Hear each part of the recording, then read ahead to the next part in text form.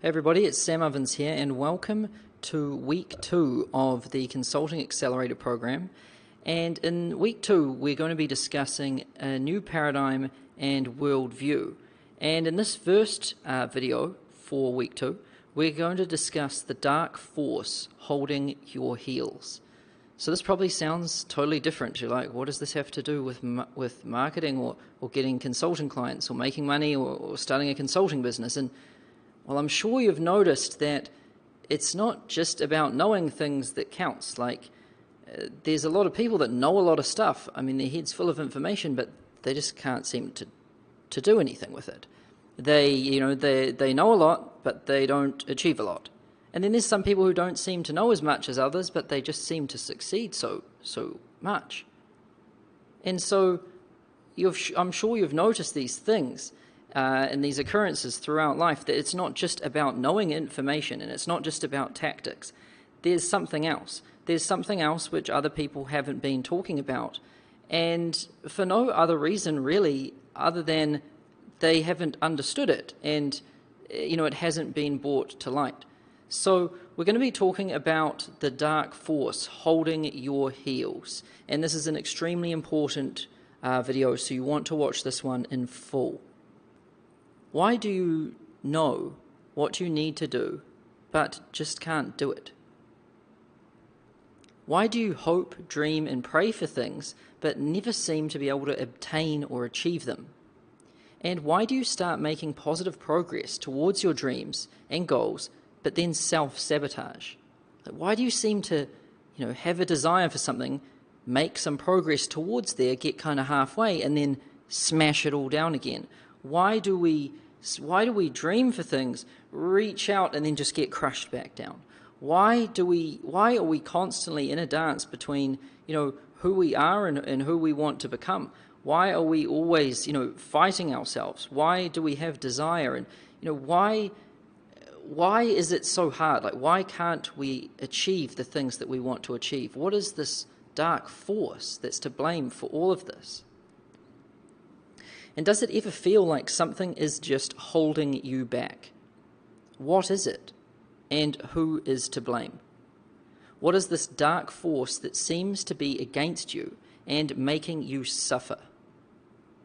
This video is going to reveal this savage character to you and show you how to defeat it once and for all.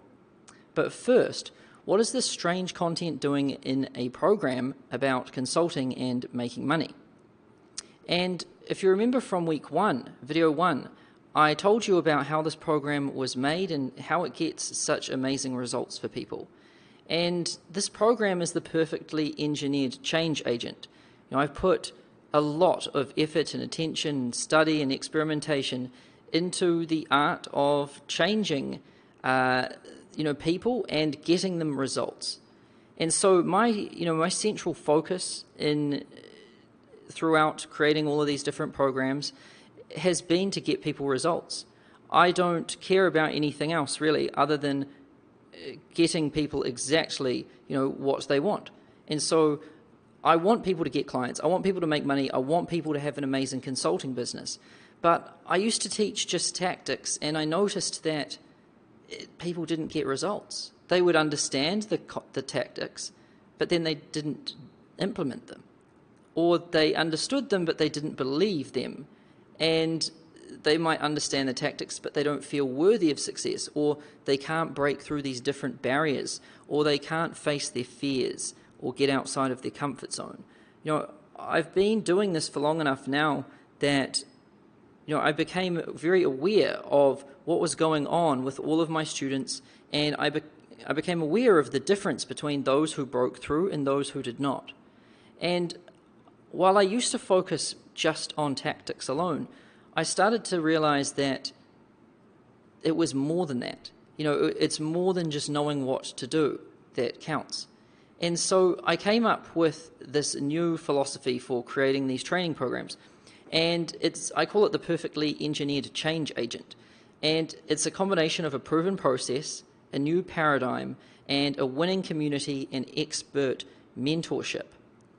And the new paradigm is what we're covering in week 2, the new paradigm and worldview. And it says here, we engineered a new way to think and reprogram your mind that's so profound, it's like seeing for the first time. Successful people take lifetimes to build their mental comprehension mechanism.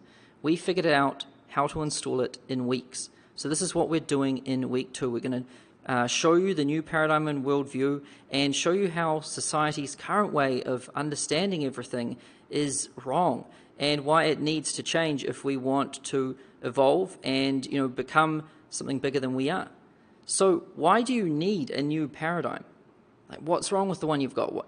Why am I going out of my way here to bring this stuff to your attention? Well, I want to show you something called the blind men and the elephant.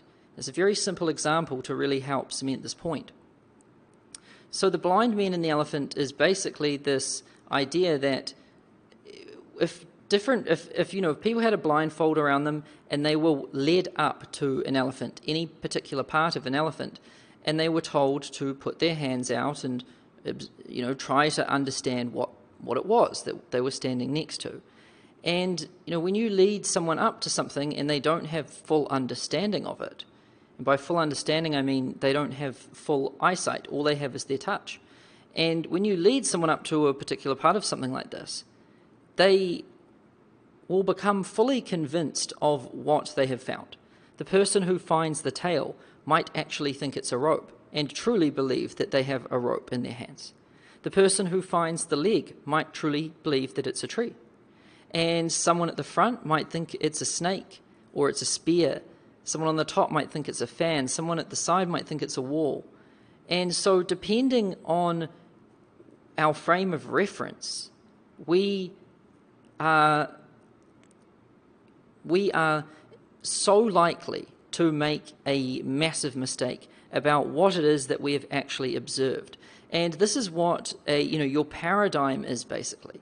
It's the way you believe things are. It's all of your beliefs built up in your mind, and it's how you see the world. It's how you perceive reality, and it's everything to you. I mean, if your paradigm is how you walk through the world and exist and perceive everything.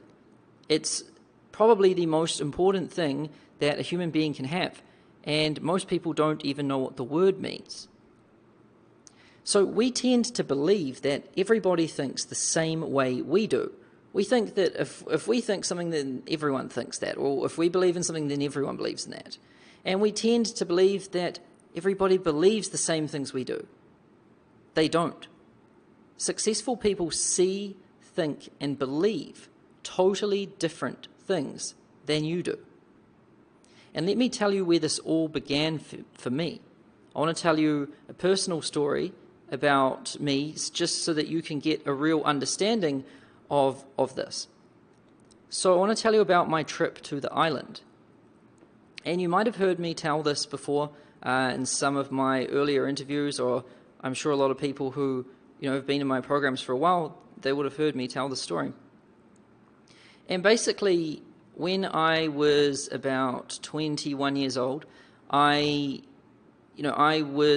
had a corporate job at Vodafone, and I was finishing off my college degree in business, and I had grown up in a normal sort of blue-collar working-class family. I didn't know anything else.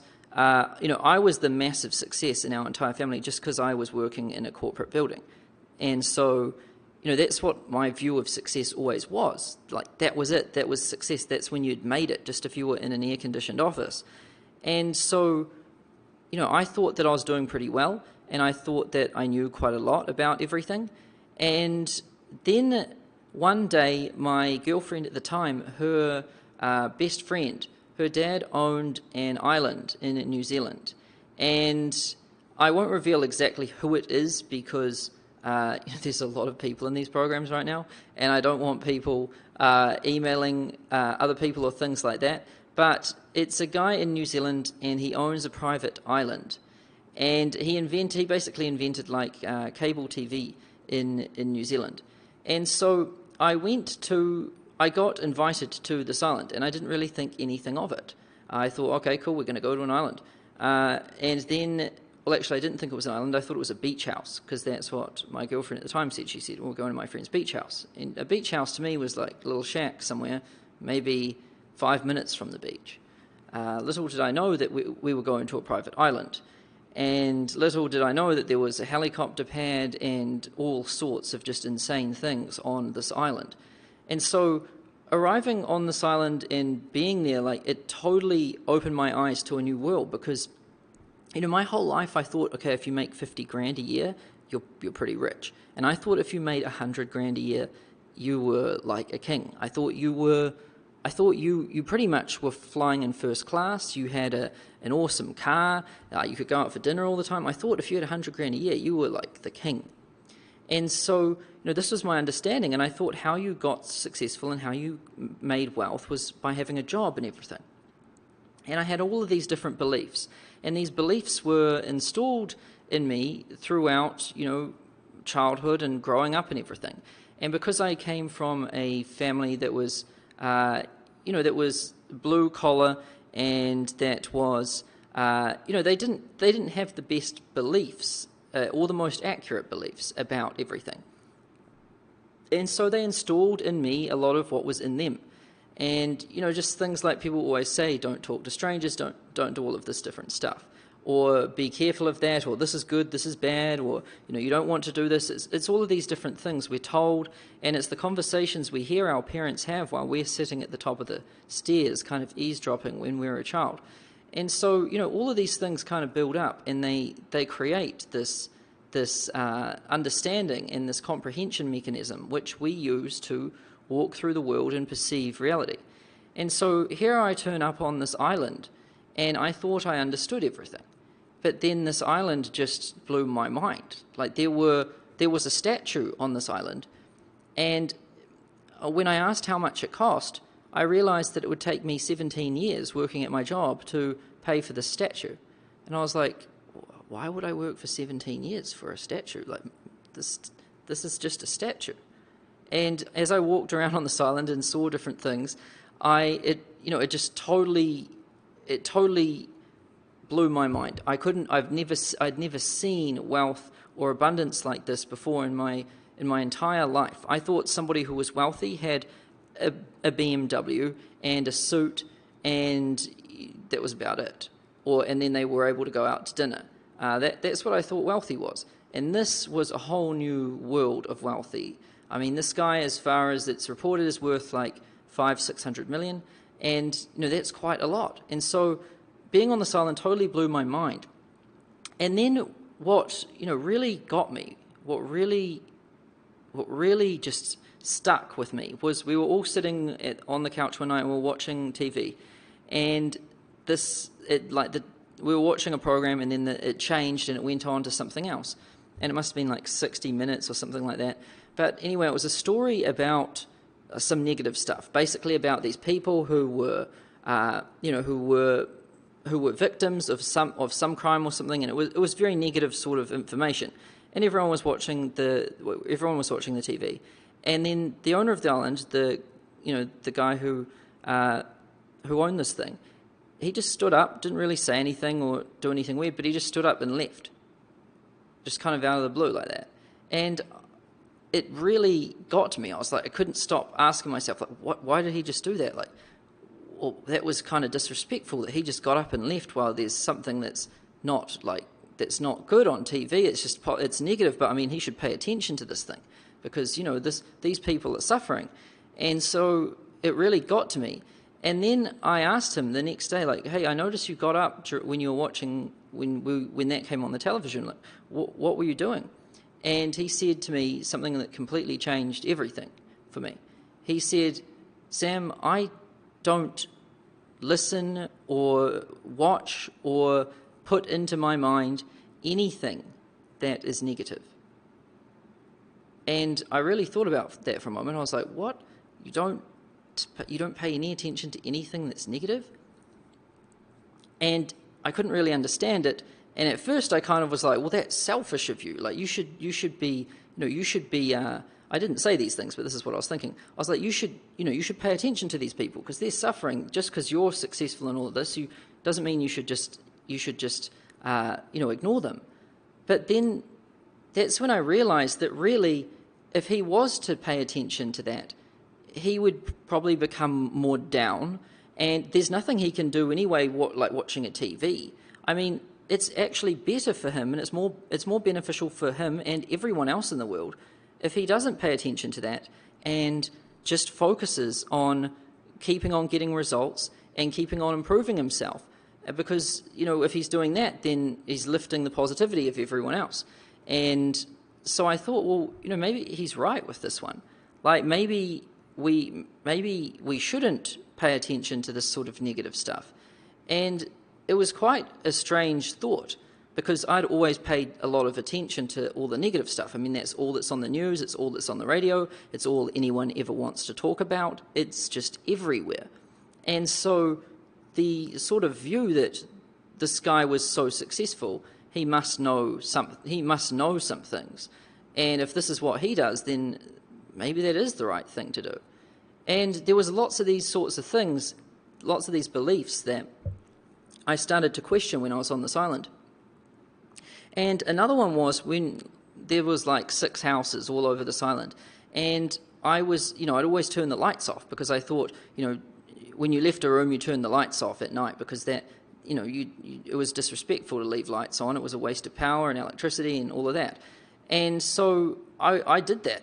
And then, I noticed that the lights would kind of just turn on, and people would just keep turning them on. And then whenever I left a room, I turned them off. And then one night someone was like, "Hey, what are you doing? Why are you turning off all of the lights?" And I was like, "Oh, I thought we were supposed to turn off the lights." And he was like, No. His name, insert his name here, he doesn't like the lights turned off. He wants this place lit up like a Christmas tree. And, this was another one of those beliefs. I was like, what? He wants his place lit up like a Christmas tree? But isn't that a waste of power? Doesn't he want to save money?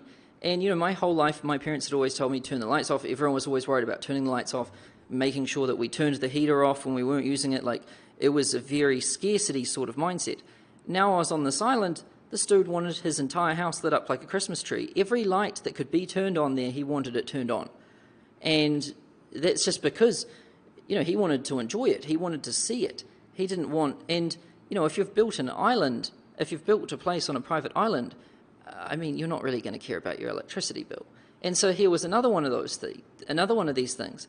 And then when he was, driving around in the car, he'd have the windows down, but the air conditioning on. And I was like, what? We're not supposed to do that. And it was a lot of things that I sort of observed and noticed that they were different to things that I was used to.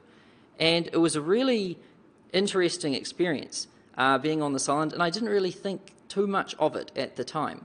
But I did start to question a lot of these different things which I thought were normal as I started to observe how he behaved and the different things he did. And when I got off the island, there was one thing that I knew for certain, and it was that this guy wasn't a normal person. And by normal person, I mean someone who believes what most people believe, like turn all the lights off, that you should pay attention to negative stuff and have sympathy when there's negative stuff on, and that you shouldn't drive around with the windows down and the air conditioning on because it's just a waste. And so, all of these different things. This guy wasn't a normal person, and I'd never really met someone who was this different before. Like, he was very different. And so it was quite an interesting experience. And since meeting him, something about me had changed too. And I couldn't quite figure out what it was, but something had definitely changed a little bit. And I began questioning things, because I found out that I was wrong about, looking at paying attention to negative stuff and the lights and all of these different things. I was like, well, what else have I got wrong here? What else does this guy know that I don't know? And I started to just think about this. It was the first time that I really questioned what I was doing in my existence and everything. And then I returned back after being on this island to my cubicle at Vodafone, which was my corporate job. And I used to be happy in this cubicle. Well, actually, I wasn't that happy. But I wouldn't say I was really depressed. I felt kind of dull. But, my belief was that I'd made it. Like this was success, because that's what everyone had always told me. That's what I believed. But now when I came back and sat down at this cubicle, it was totally different. Like, I'd just come off this island and witnessed abundance and something totally different to what I'd ever witnessed before. And now coming back and sitting in this place, it was quite surreal. I was like, oh my God, I'm back here again. And the weight of it really started to dawn on me at that time. And then I noticed that all of the people I talked to, they didn't have the same beliefs that he did. The first thing they wanted to talk about was the negative things and stuff like that. And that's when I really started, just noticing the difference between the way he thought and saw the world and the way that everyone else did in, normal everyday people. And after a while, like, I sat in that sort of uncomfort and pain for quite a long time. It was a few months. And then I just decided, I did some research and I looked at, I asked people on the island what he did, and they said he was an entrepreneur and he started this business.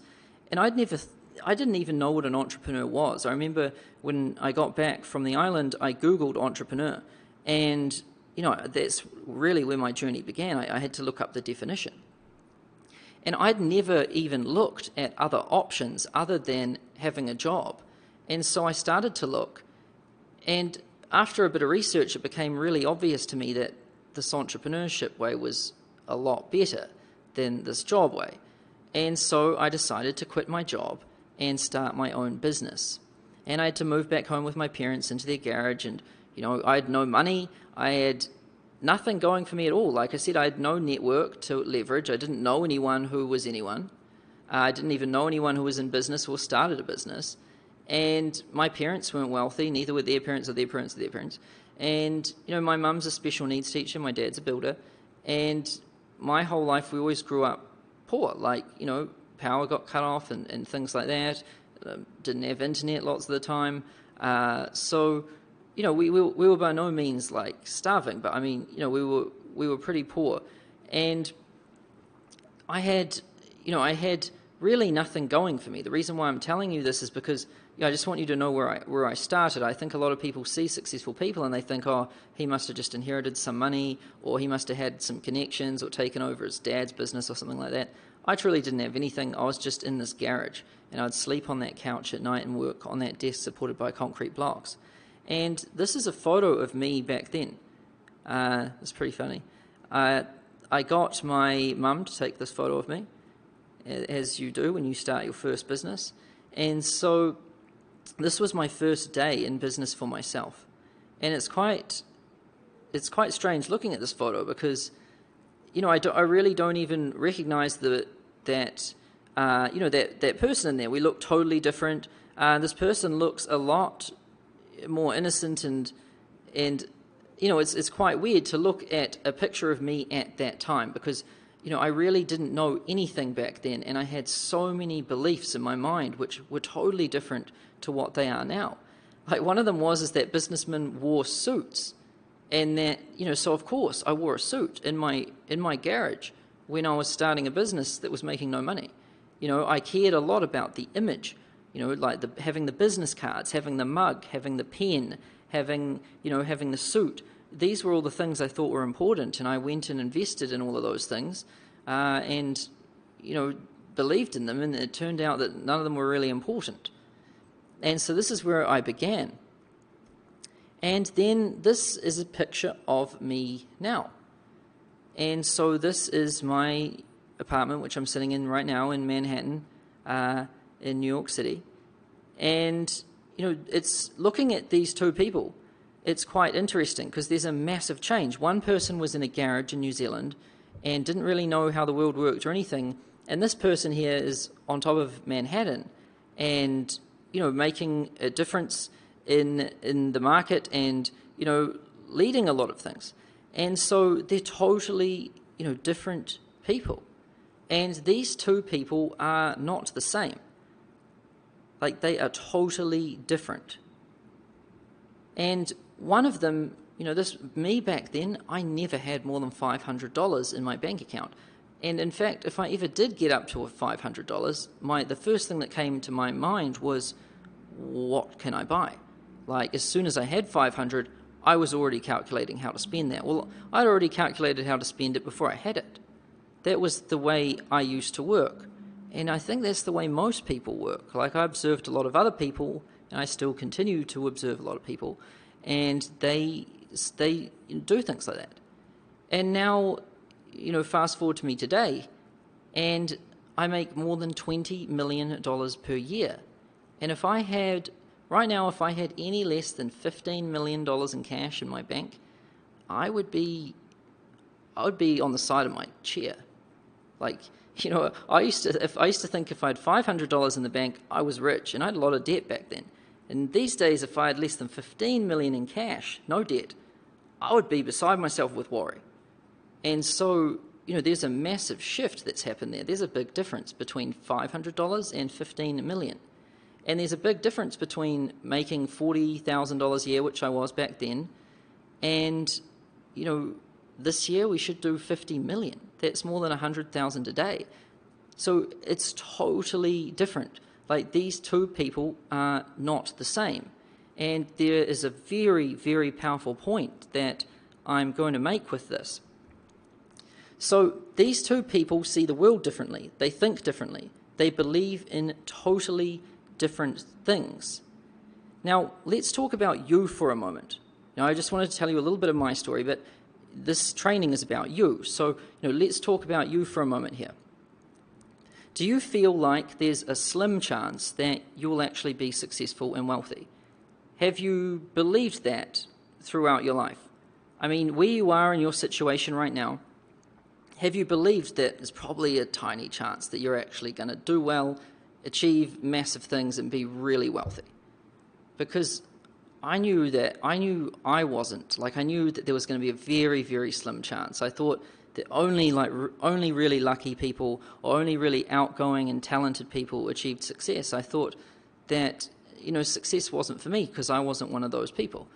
And, I thought if I did become successful and wealthy, it'd probably be if I won lotto or something. And that's why there's a lot of people that buy lotto. That's the lottery. And I noticed that most people feel this way. Most people feel like there is a slim chance that they'll actually be successful and wealthy. And so right now, just answer this to yourself. Do you feel like there's a slim chance that you'll actually be successful and wealthy? And I'm really sorry to break this to you, but there's actually no chance at all. There's no chance at all of you being successful and wealthy and achieving your dreams. But it's okay, because I'm going to show you who's to blame for all of this. Like, there is someone who is all to blame, and I'm going to let you know who that is in just a minute. And do you remember how we discussed the feeling like something is holding you back? Well, who is it? Like, who is this dark force that's holding you back? What is this dark force that seems to be against you and making you suffer? I mean, it's quite cruel to hold you back from, what you want to do. It's quite cruel to make you suffer like that throughout life. And this person is seriously to blame for everything. Like, everything you've ever wanted and haven't been able to do, everything that, has always caused you to be self-destructive and act in a way that wasn't in alignment with what you really wanted to do and how you really wanted to act. Like, this person is really to blame for everything in your life. It haunts you. This thing has you by the heels and it's pulling you in. Are you ready to find out who it is? It's you. And yes, you heard that correctly. It's you. And it's not your skills. This is what people have come to believe. It makes me, it's quite crazy to witness this. This is actually how most people believe that the world exists.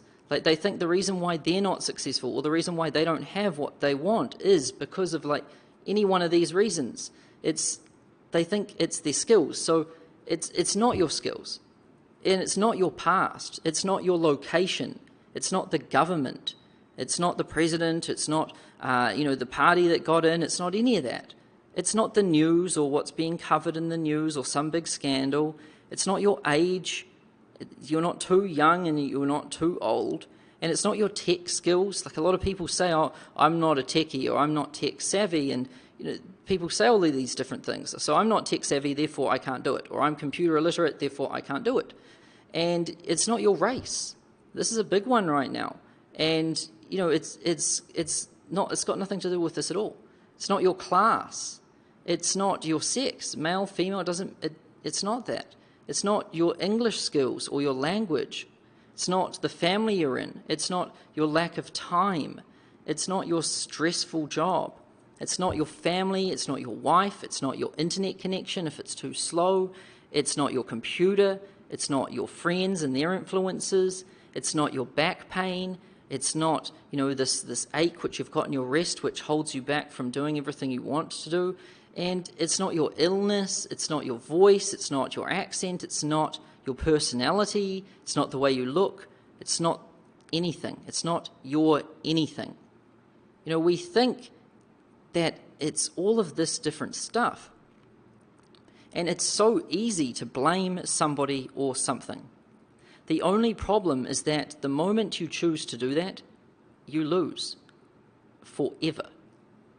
And believe me, I know what this is like because I lived this. I mean, I blamed other people for everything. If I didn't have what I wanted, I could point to someone else or tell you exactly how that happened. And of course, it was never my fault. It was always something else or some story or some unfortunate sequence of events. Whatever it was pretty much never me. Or I knew it was me, and if someone else asked me, I'd just, make something up and it wouldn't be me. So, I'd always pin the blame on somebody else or something else. And the only problem is that the moment you choose to do that, you lose. You're giving control to something else that isn't you, and that's giving away control.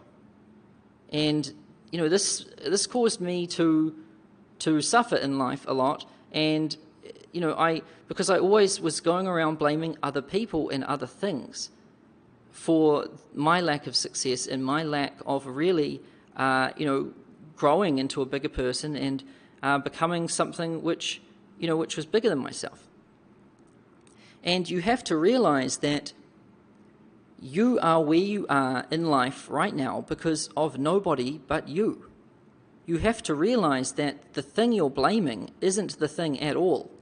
It's you. The voices in your head, the devil, the doubts and fears, they're all you. Everything you think is someone else's fault is yours. And, this is the most important thing to understand really early on in any training program. And it's a bold thing for me to say because, a lot of people, especially in society and everything, have come to believe that they need to, kind of be sympathetic of everyone and listen to their story and acknowledge their story and give them some sympathy and then say, oh, it's okay, I know, I would have done the same thing if I was you. You did the right thing, and it's hard out there, it's really hard. Like, that's what people are saying to other people. And while that might make you feel better in a given moment, in the long run, it's only feeding the addiction. It's only going to make you suffer for longer, because all that sympathy is doing is feeding your addiction for, it's feeding the story. It's giving the story evidence and credence that it exists and that you were right in giving it that story. And this is what people do, that when they blame other people and then they go out looking for sympathy or they blame other things, it's not their fault, and they want to, be with people who kind of believe that it's not their fault. But you have to realize that where you are in life right now is because of nobody but you. Like, if you look around right now, like what you have, what you own, and, the physical shape that you're in, the mental state that you're in, the cleanliness and the tidiness of your home, the state of your home, like how awesome it is or how much you love it or don't like it, your car and how much money you make, how much money is in your bank account. All of these things, you did them. Like it was nobody else or no other kind of force that was coming in here and influencing it. It was all you. Like people's lives are exactly how they designed them to be. And I think a lot of people forget this a lot of the time. Like who you are right now was built to spec. And, you built that person. That person which you are now, you designed it, you built it. And if it's not something which you're totally comfortable with, or if you were kind of hoping to be in a better situation or be a bigger person or something else, then that somewhere along the way, you must have been, out of alignment. Your actions must have been out of alignment with, what you really wanted to be. And so this is what happens to people. It's kind of like it's kind of like going to an airport without a ticket. Like if you do that and you just get on some random plane and you just wing it, you might end up anywhere in the world. You might end up in the middle of Africa and then become conscious one day and be like, whoa, shit, I didn't want to be in Africa. Why am I here? Oh, I know, it was because that person's fault, or that airline, it was them, bad service. And so, of course, it's someone else's fault. Okay, now I can feel better and I'll just stay here miserable in this country which I don't want to be in. Like, that's kind of what people do with their life. They kind of walk through life without intent, without a plan or anything, and then it's all fun and games, and then one day they wake up somewhere where they don't want to be, or somewhere where or maybe not as far along the path as they thought they wanted to be. And then it's never their fault, they blame something else. And you have to realize that where you are in life right now is because of nobody but you. This is the first, most fundamental thing to understand if you want to change. Because if we want to change, we need to understand that we have the control. However, if we blame something else, we're just telling ourselves that we don't have the control. If we say it was the government's fault, well, now you can't be successful until the government changes. And who knows when that's going to be. The government could last for 4 years, 8 years, however many years it lasts. If we say it's your back pain that's the reason why you're not successful, your back pain might never go away. Like, you see, we assign these things as the reason why we can't be successful, and in doing so, we totally make it impossible for ourselves. And you need to understand that where you are in life right now is because of nobody but you. And those voices in your head telling you that you can't do it or aren't good enough, the monster that has you in its grips, pulling you away from everything that you want, while breathing down your neck, just to kind of let you know that it's there, like it's watching. And when you try and step out, when you try and become something a little bit bigger, it's got you. You know it's got you. You know it's just going to pull on you. And so this is what keeps people from growing. This is what keeps people from venturing out and doing things that are slightly uncomfortable. It's this fear that cripples people, and it's this monster that it really has you in its grips, and it won't let you go too far.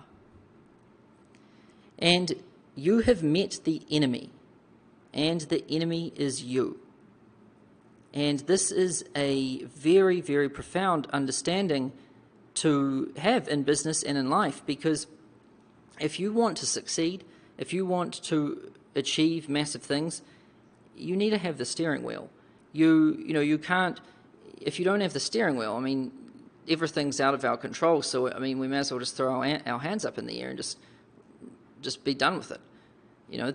But everything you've thought the enemy is, everything that you've thought is the reason why you aren't successful, it's not.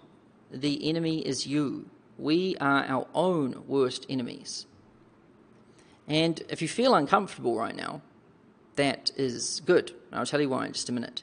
And you're probably wondering why I'm saying all of this. Like, Sam, what is going on here? I thought this was a training on making money and getting consulting clients and all of that. Like, why are we talking about monsters and dark forces and everything? Well, this is all extremely important.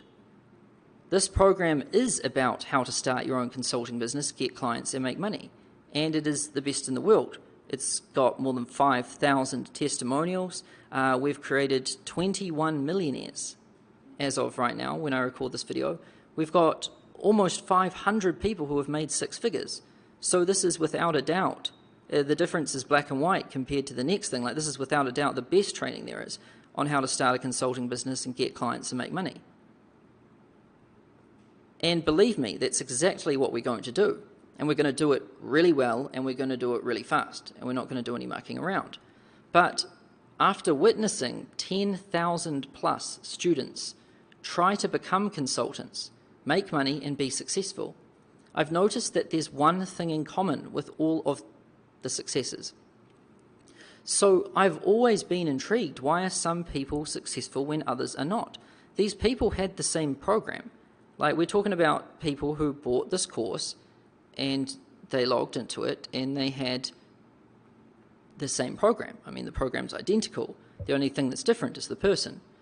And so, these people, they come through, and I've witnessed varying degrees of success. I mean, my top student right now, Andrew Argue, he just made $400,000 last month. And that is a lot of money. That's more than $5 million a year. And he's due to make $1 million a month this year. Like, I'm going to have my first 8-figure student this year. And 8 figures is going to become a thing in our training programs. So, I've wondered, why is there someone like that who can go on to make 8 figures, which is ridiculous? And then why is there someone who can't get a single client? Why is there someone who can't pick their niche? What's the difference?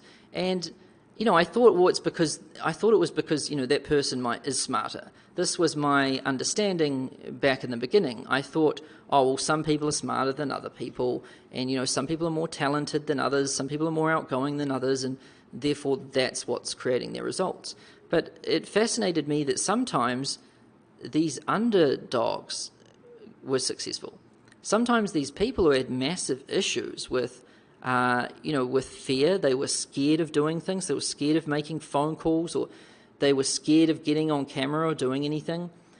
Often these people who were crippled or, really, really in bad situations, like they had no money and they were in legal situations and stuff. Like, I'm talking, these people were in stressful situations and they weren't the smartest.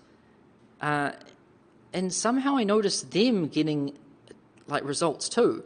And when I kind of looked at the difference, it was almost like those people got slightly better results than the people who were smart, or who society had labeled as smart.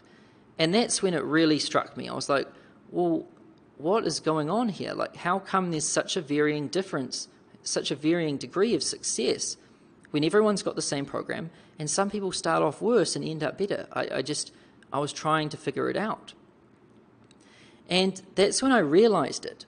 I realized that after a while, after I'd created enough millionaires, and after I'd, personally known enough of my clients and watched them change and watched them improve and get the results, that's when I noticed that when they achieve success, they are not the same person they were before.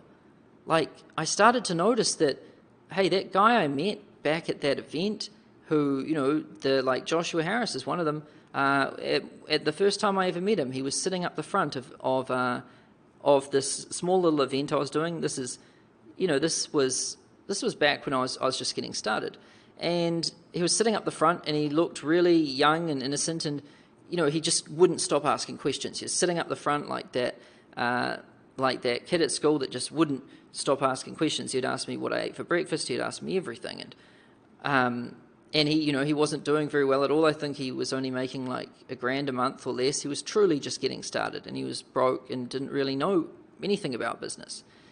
And that was him back then. And I thought, after that event, that guy's never going to be successful. But I'd never say these things. I made a lot of judgments. I was a very judgmental person, but I often didn't say them. And I thought, well, if I don't say the judgment, it's not true. But little did I know, it's just as true if you think it than it is if you say it. And, but I thought I'll get away with it because I'm not saying it.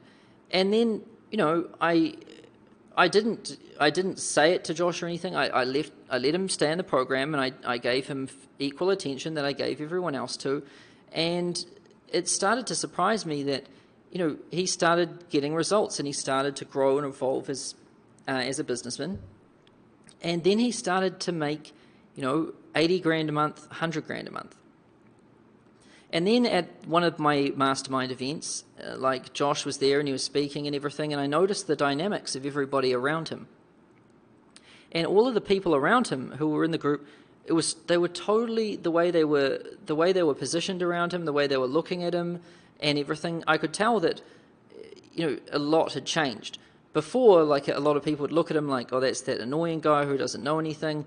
And now people were looking at him like he was more powerful and he had something of value to say.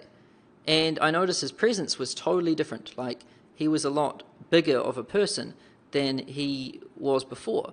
And that's when I realized that really this wasn't even the same person. Like, this was totally new Josh. Like, he used to work in his basement in a robe, completely broke, and now he's got a Tesla, and he moved into his dream place in Florida, and he's making 100 grand a month consistently.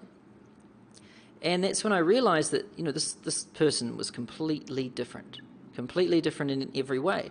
And that's when I noticed that really all of my students that achieved success or massive success, they were not the same person that they were when they got started. And that's when this thing really started to click for me. And it was the same for me too. Like, I did the exact same thing. Who I am today is not who I was back then. And you might be thinking, well, your name's still Sam Ovens, legally you're still the same person. And, you're right, legally, but the way our system and everything works, like, I am still called Sam Ovens, I still use the same driver's license, I'm still from New Zealand, those things, whatever they are. However, if you met me and then if you met me then and met me now, we were totally different.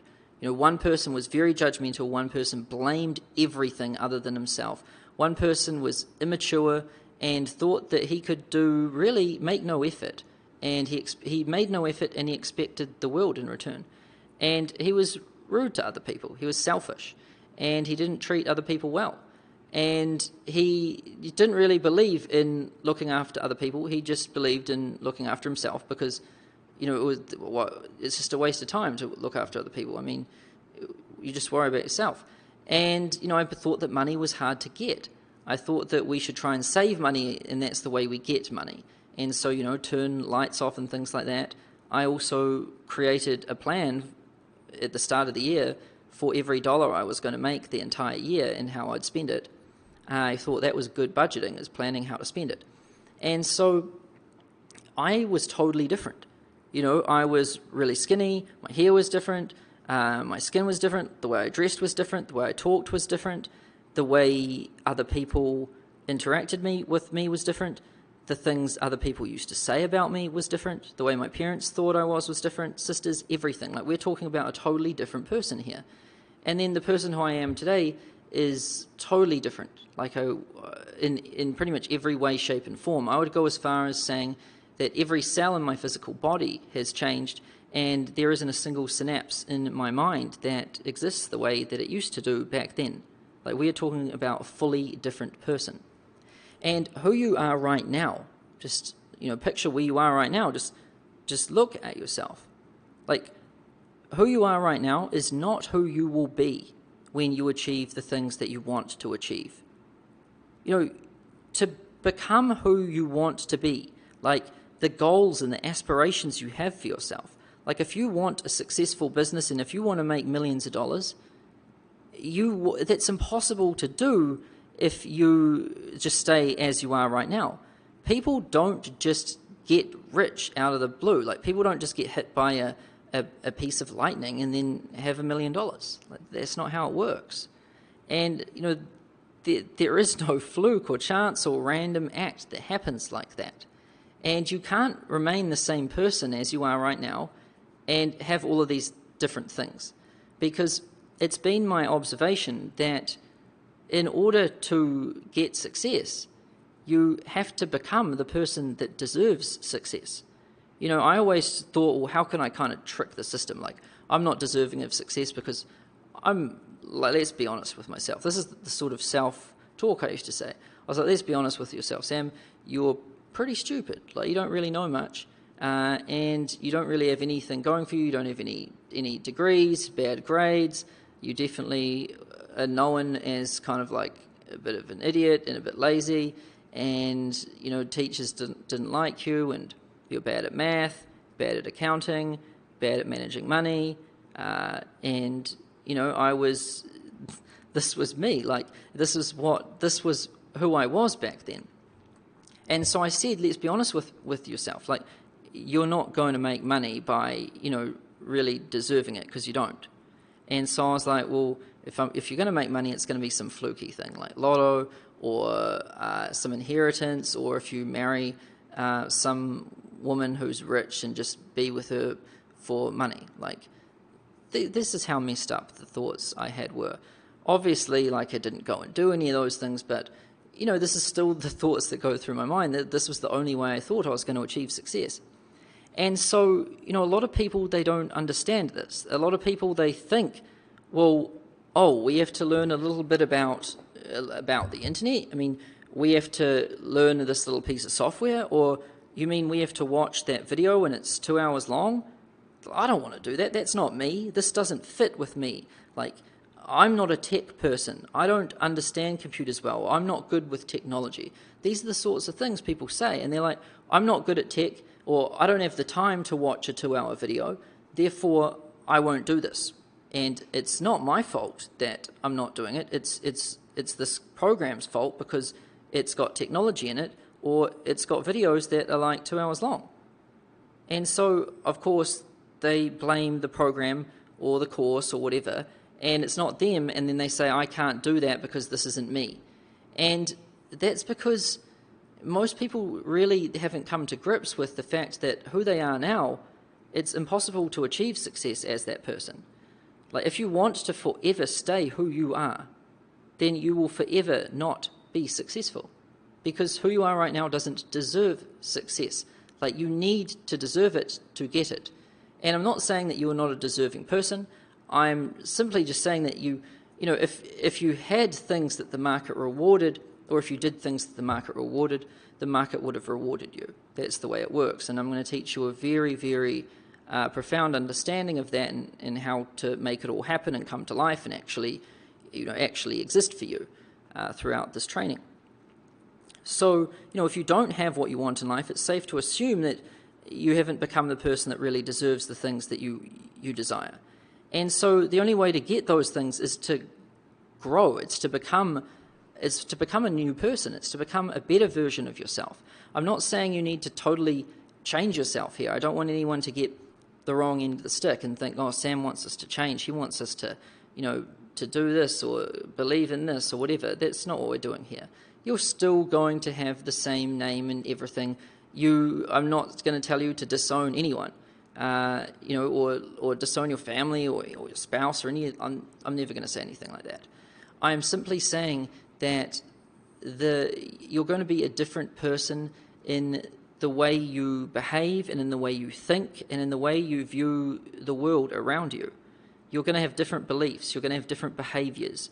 The way you conduct yourself and the way you wake up each day and the way you show up and take action, it's going to be different. All of these things are going to be different because, we need you to grow into the person who is going to achieve success. We can't keep you as you are and just kind of hope and guess and pray that maybe by some off chance success is going to just come hit you like a lightning bolt, because that's not going to happen. And so, this training is quite different compared to a lot of other trainings, because a lot of other trainings, they give you sympathy and they try and mold and adjust the program to fit for you. However, I'm telling you that it's you that needs to change. Like, I have witnessed enough people now and created enough success for myself. I mean, I've grown myself from absolutely zero out of the gutter into more than 20 million, and I've got no doubt in my mind that I'm going to end up making hundreds of millions. That's not even a a stretch of the imagination. I mean, that's just going to happen. It's a fact. And so, I've made a massive transformation myself, and then I've been able to make a massive transformation for so many thousands of other people. And so it's not just with some, random thought or random act that I've created this training here and said these things to you and confronted you on these things. It's because as soon as we do this, the quicker we get you to become who you want to be. The quicker we, get you to take responsibility for your life, for your actions, for your thoughts, for everything. The second we get you to, understand that where you are in life right now is all you're doing. You built the person you are right now to spec. It was you. And once we get you to understand this and believe this, it's way, way, way easier to get you to start, doing all of these different things. And, making sales calls, making money, getting clients, being successful, being confident, and not blaming other things. This is the most critical piece of work that we really have to do together in order to bring about change. And, you might be thinking, well, what, Sam, this is so weird, because everyone in life, even today, everyone I know, they all say, be yourself. Everyone always says, hey, Sam, you should just be yourself. You don't want to be someone else, or stick to your roots. You definitely want to stick to your roots. These are the different words which go around today in society, and don't change. Don't change who you are. Don't change into someone else. Be you. We like you just the way you are. It's silly to be somebody else. You just want to just accept what you were given. Be you.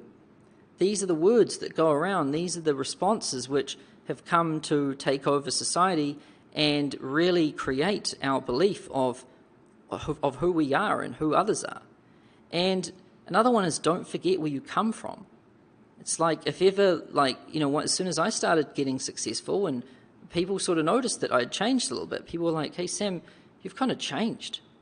I don't know if I like it. I think I kind of preferred you how you were before.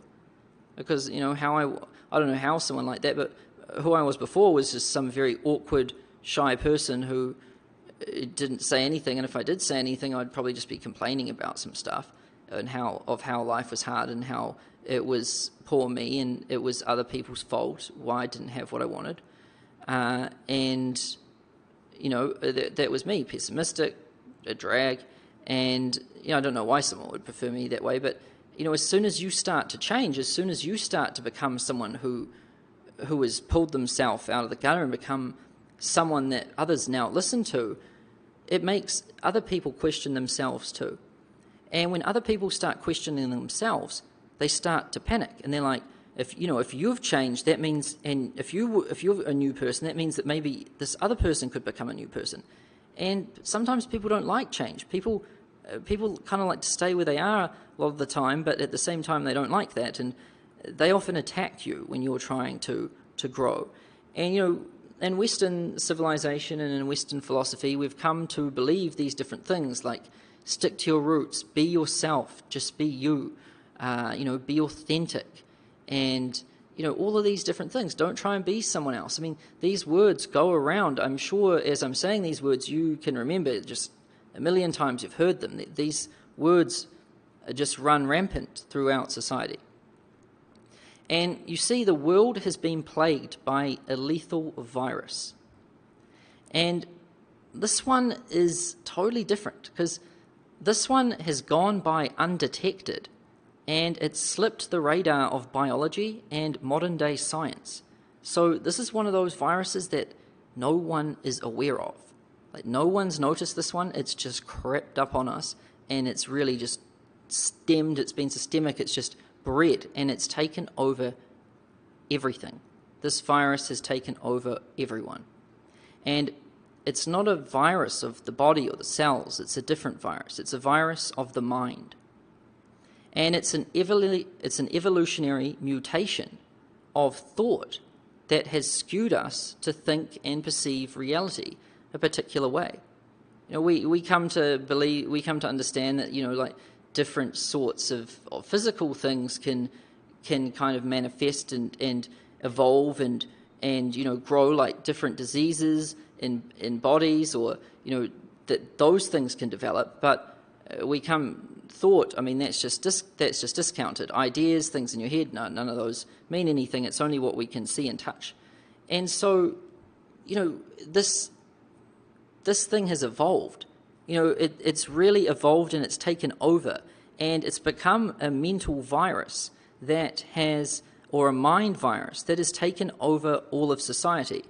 And how did this happen? You're probably thinking, well, how did something take over everyone's mind without really anyone knowing? And mankind has been in a big hurry to understand what's out there in space. Everyone is looking outside or outside of them for what the answers are to everything. Everyone's like, well, maybe there's aliens out there in space. Maybe there's some people on some other planet who have the answers to why we're so unhappy on Earth. Maybe maybe artificial intelligence will teach us what we don't know, and then we'll be happy. And it's like, well, maybe we'll meet some God thing, and it's going to teach us what we don't know, and then we'll be happy. It's mankind has been looking outside and far away for and into space. Like it's been the big space race. Everyone's trying to occupy another planet because they're not even happy with our planet anymore.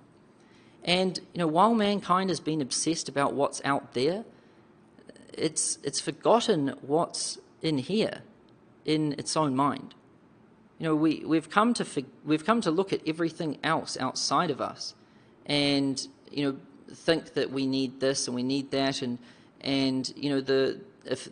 if it's in space and far away, then it probably has the answers. But the further we look away, the more we ignore and forget about what's in here in our own mind, our own thoughts, and all of what happens with human consciousness. I mean, they really know nothing about consciousness.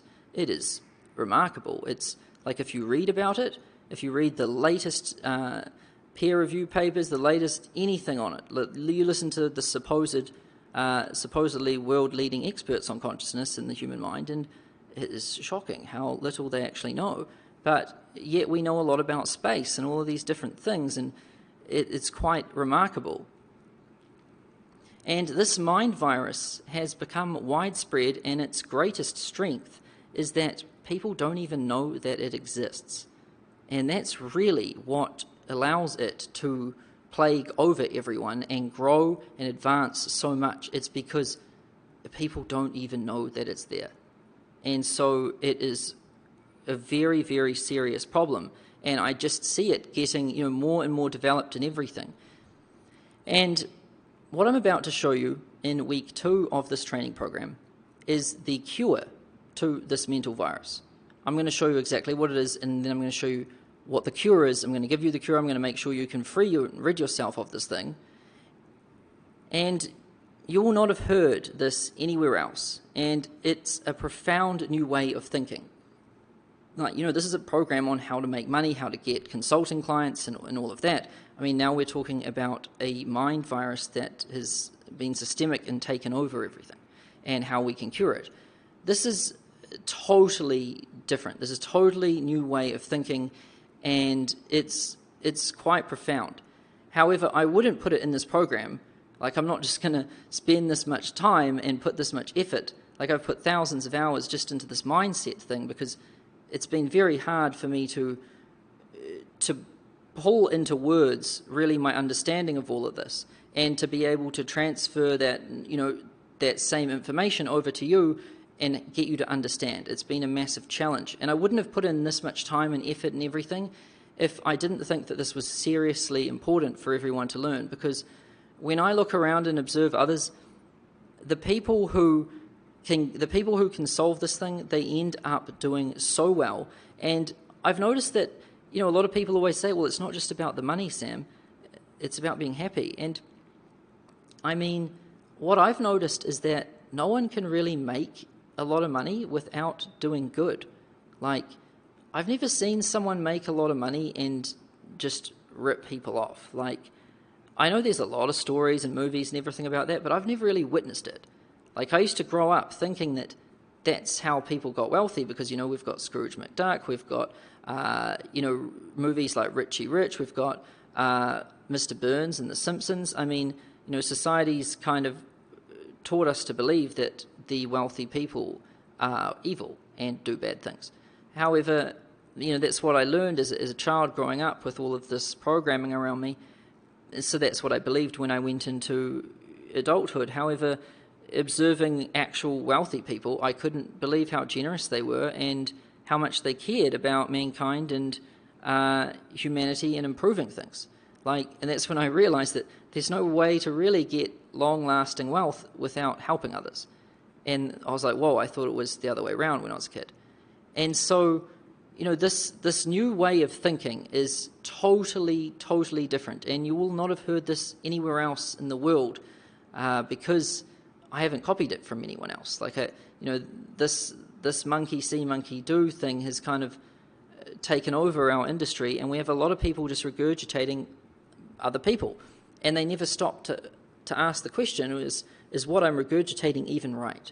And so we've been taken over by this obsession with software and applications and tactics. Everyone wants to know the latest little trick and the latest gadget to use. And I used to want those things too. I mean, I was constantly shopping for gadgets. And truthfully, it's not those things. As someone who's gone from being broke to making more than 20 million, I can tell you that all the big breakthroughs have come from something else.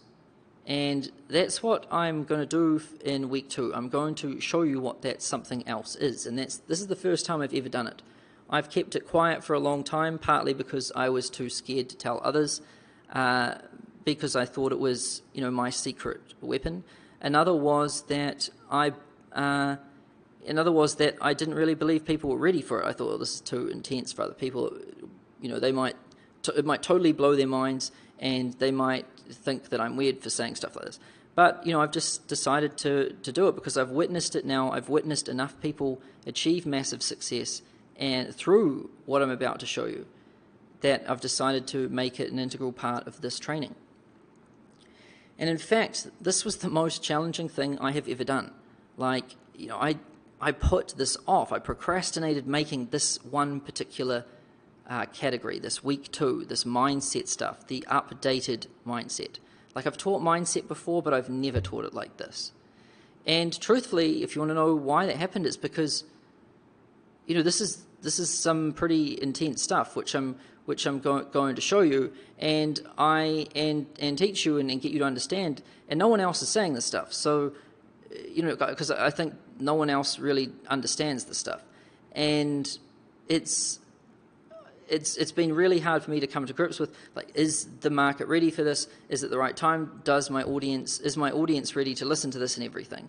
So, it's been a challenge for me, but I just decided to just do it because every time I have taught more of my understanding of the world and more of my worldview and paradigm and everything, I've started to see more results in others. So I've just decided to let it all out, just show you the whole thing. And I've decided to take a stand against the world and say that the way everybody sees reality, it's wrong. Right now, maybe in the past it was right, but the way everyone's seeing the world right now, it's wrong. And society's paradigm is broken. And in week 2 of this training program, I'm going to show you how it's broken and introduce you to a revolutionary new way of thinking.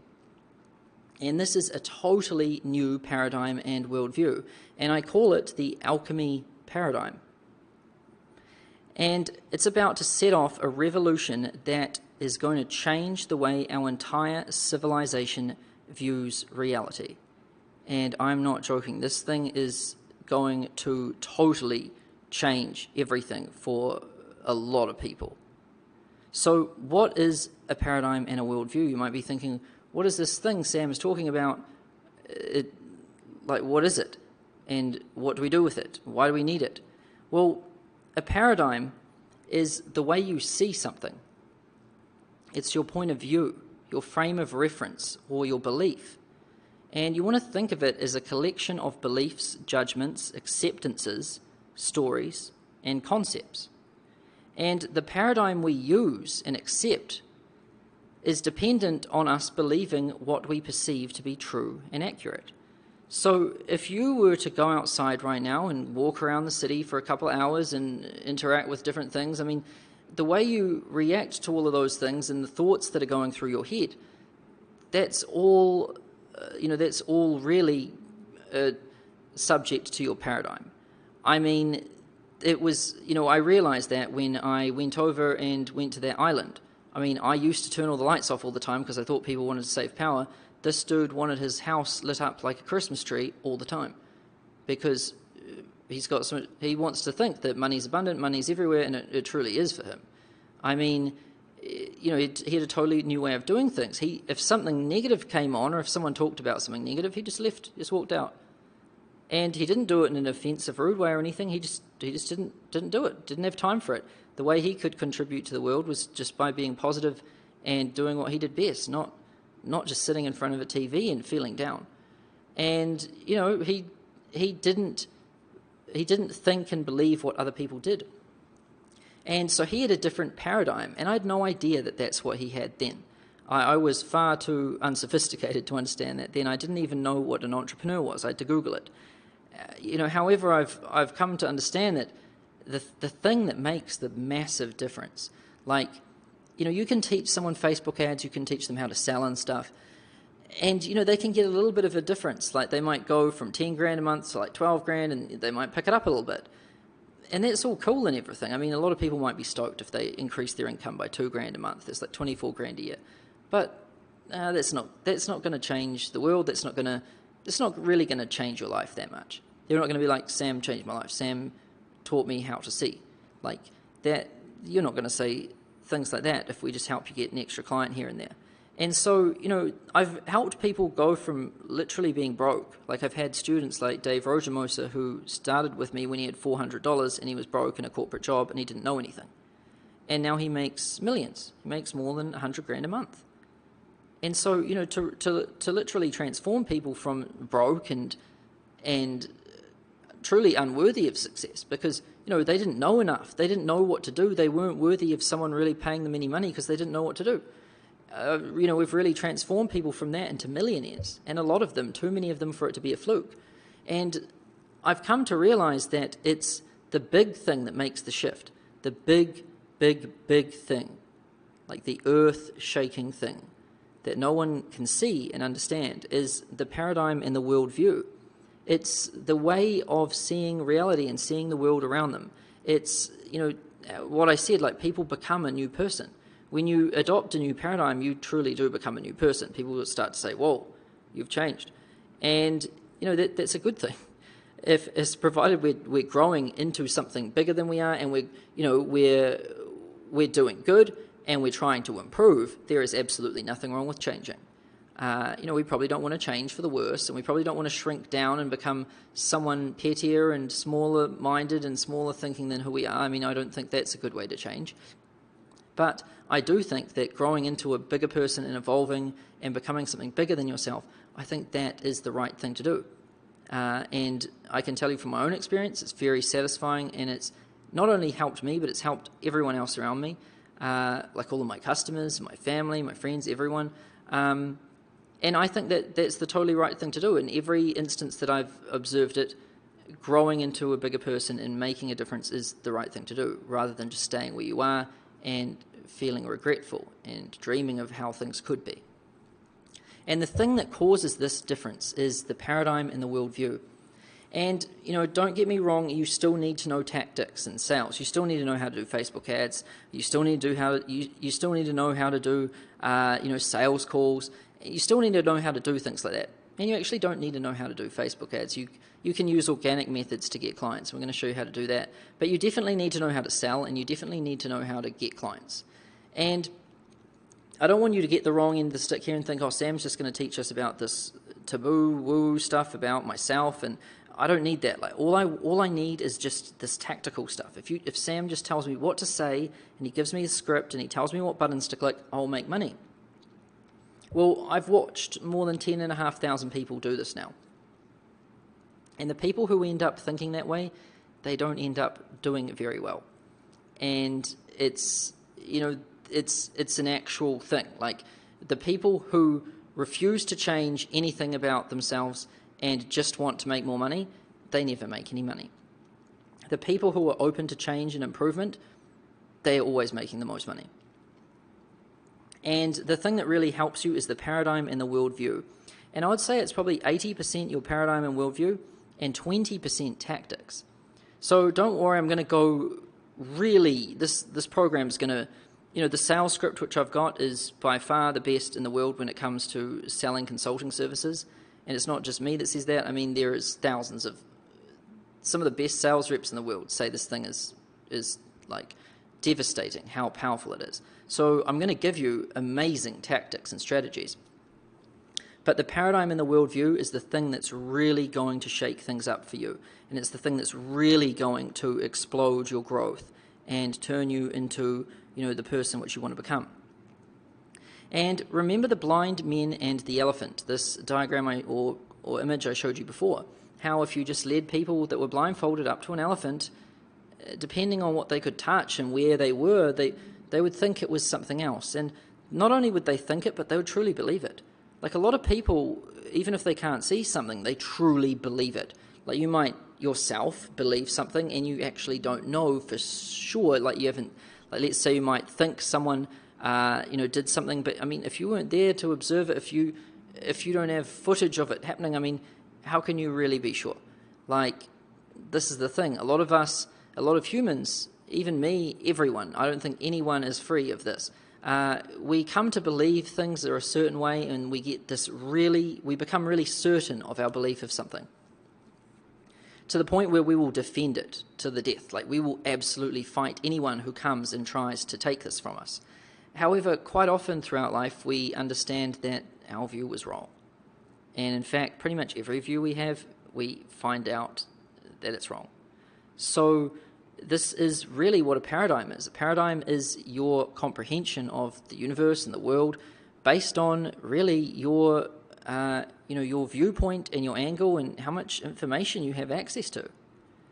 And so what's wrong with society's current paradigm? Like, why do we need a new one? What is wrong with the one we've got? And how could society get it wrong? I mean, society is everyone. How could everyone get something wrong?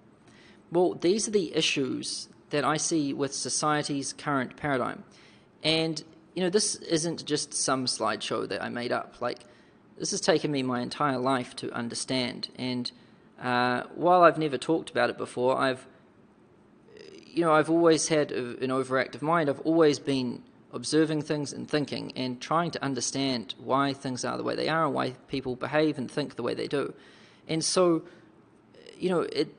at this point in time, I see these as the massive issues with society's current paradigm, and most probably the paradigm that you have right now.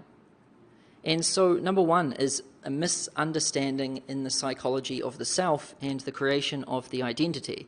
And don't worry if any of these things sound a little bit strange to you right now. I'm going to explain them all in detail. Number two, a bias towards the material and the physical. So, we've developed a massive bias to what we can touch and what we can feel and see. If we can't see it, it doesn't exist. If we can't touch it, it doesn't exist. And so you'll see a lot of people say things like, oh, but Sam's program, it doesn't give you something you can hold. It doesn't give you a certificate. Therefore, you shouldn't do it because you only want to do a training that's going to give you a certificate. Or it's not certified by like the government or a major university, therefore you shouldn't do it. Well, that's the wrong sort of thinking. I mean, does anyone really want a certificate? Like, what good's a certificate do? I always say to people, and I'm an activist in not giving out certificates because it's a false perception of success. You shouldn't come into this program to get a certificate and worry about the certificate. You should come into this program and want to get a client and get a client. That's the real marker of success. That's the real yardstick and the real the measure. If I throw in a certificate, it's going to delude everyone. It's going to be an illusion, and people will be aiming for the wrong thing. And so, there's all of these different things that we have come to believe and understand with society's current paradigm. And the material one is big, and I'm going to explain that later on. Another one is false perceptions of entitlement and authority. We believe if someone's a doctor, they know everything, but now modern science is starting to get really pulled under the spotlight. We're starting to find out a lot of things which we've been led to believe for a long time that are being proven false. And so we believe that just because someone has a title or a certificate or a degree, that we should listen to everything. But you'll find right now that universities they're destructing. Like, universities all around the world are being totally shattered apart. Like, people are going to college now and they're not able to get jobs, and people are racking up hundreds of grand in student debt, and they're not even able to get a 50 grand job. People leave university with this false perception like they are now worthy of success and money and people's attention, when in reality they're not, because no one gives them any success, money or attention. So it's a market breach there. The market's very accurate at rewarding the participants who deserve things and not rewarding anyone who doesn't. And so if people go to college and get a degree and then can't get a job or make any money, it's a sign that that something's off and something's got to give. And I've been witnessing this for a long time and tracking it, and I've chosen now as the right time to come out about all of this stuff. But college and all of this, it's disintegrating. It's all moving away. Major companies like Pricewaterhouse and Ernst Young, they no longer require university degrees for you to get a job there. And so what we're going to witness is a total dissolution of structured education out there like that. And false perceptions of entitlement, such as a certificate and a degree, these things are going to erode away. And we also have, number 4, is a dualism and perception of one right and one wrong. We've come to believe that one way is right, the other way is wrong. And if we've got a view on something, then the other person must be the enemy. And a classic one of this is like the elections. There's always two parties. I mean, if someone believes in one, then they've got to hate the other. And it's nasty. Like, there's a lot of fighting. I mean, we have a dualism of everything. I mean, for everything in this world as we perceive it and understand it and believe it, there's an opposite. I mean, it's impossible to create beauty without creating ugliness, or it's impossible to create ugliness without creating beauty. I mean, this is kind of what we've done and what we've exaggerated over time, is this massive dualism. And I'm just kind of brushing over these lightly right now. I'm going to cover all of them in more detail. And these are really quite, massive concepts and things to understand. You'll totally see the world a different way after taking you through this. And then the contradiction of the two sciences. I mean, right now is an awesome time in history because we have one science, classical physics, that comes out and says that things are things, and that, matter is solid, and what we can see is what exists. And that was the major, leading school of thought for a long time. And now we have a new science which has emerged, and it's very prominent, which is quantum physics, quantum mechanics. And there's a ton of evidence, there's a ton of smart people, and everything is well formed. And the two contradict each other. Like, what classical physics says, quantum makes it, but it says something totally different. And, we've got these two versions of a supposed truth that say something totally different. And, that's a sign that we've really gotten to a point in time where things are distorted, and our current paradigm is wrong, because it shouldn't exist like that, or we should at least be able to explain it, but nobody can explain it.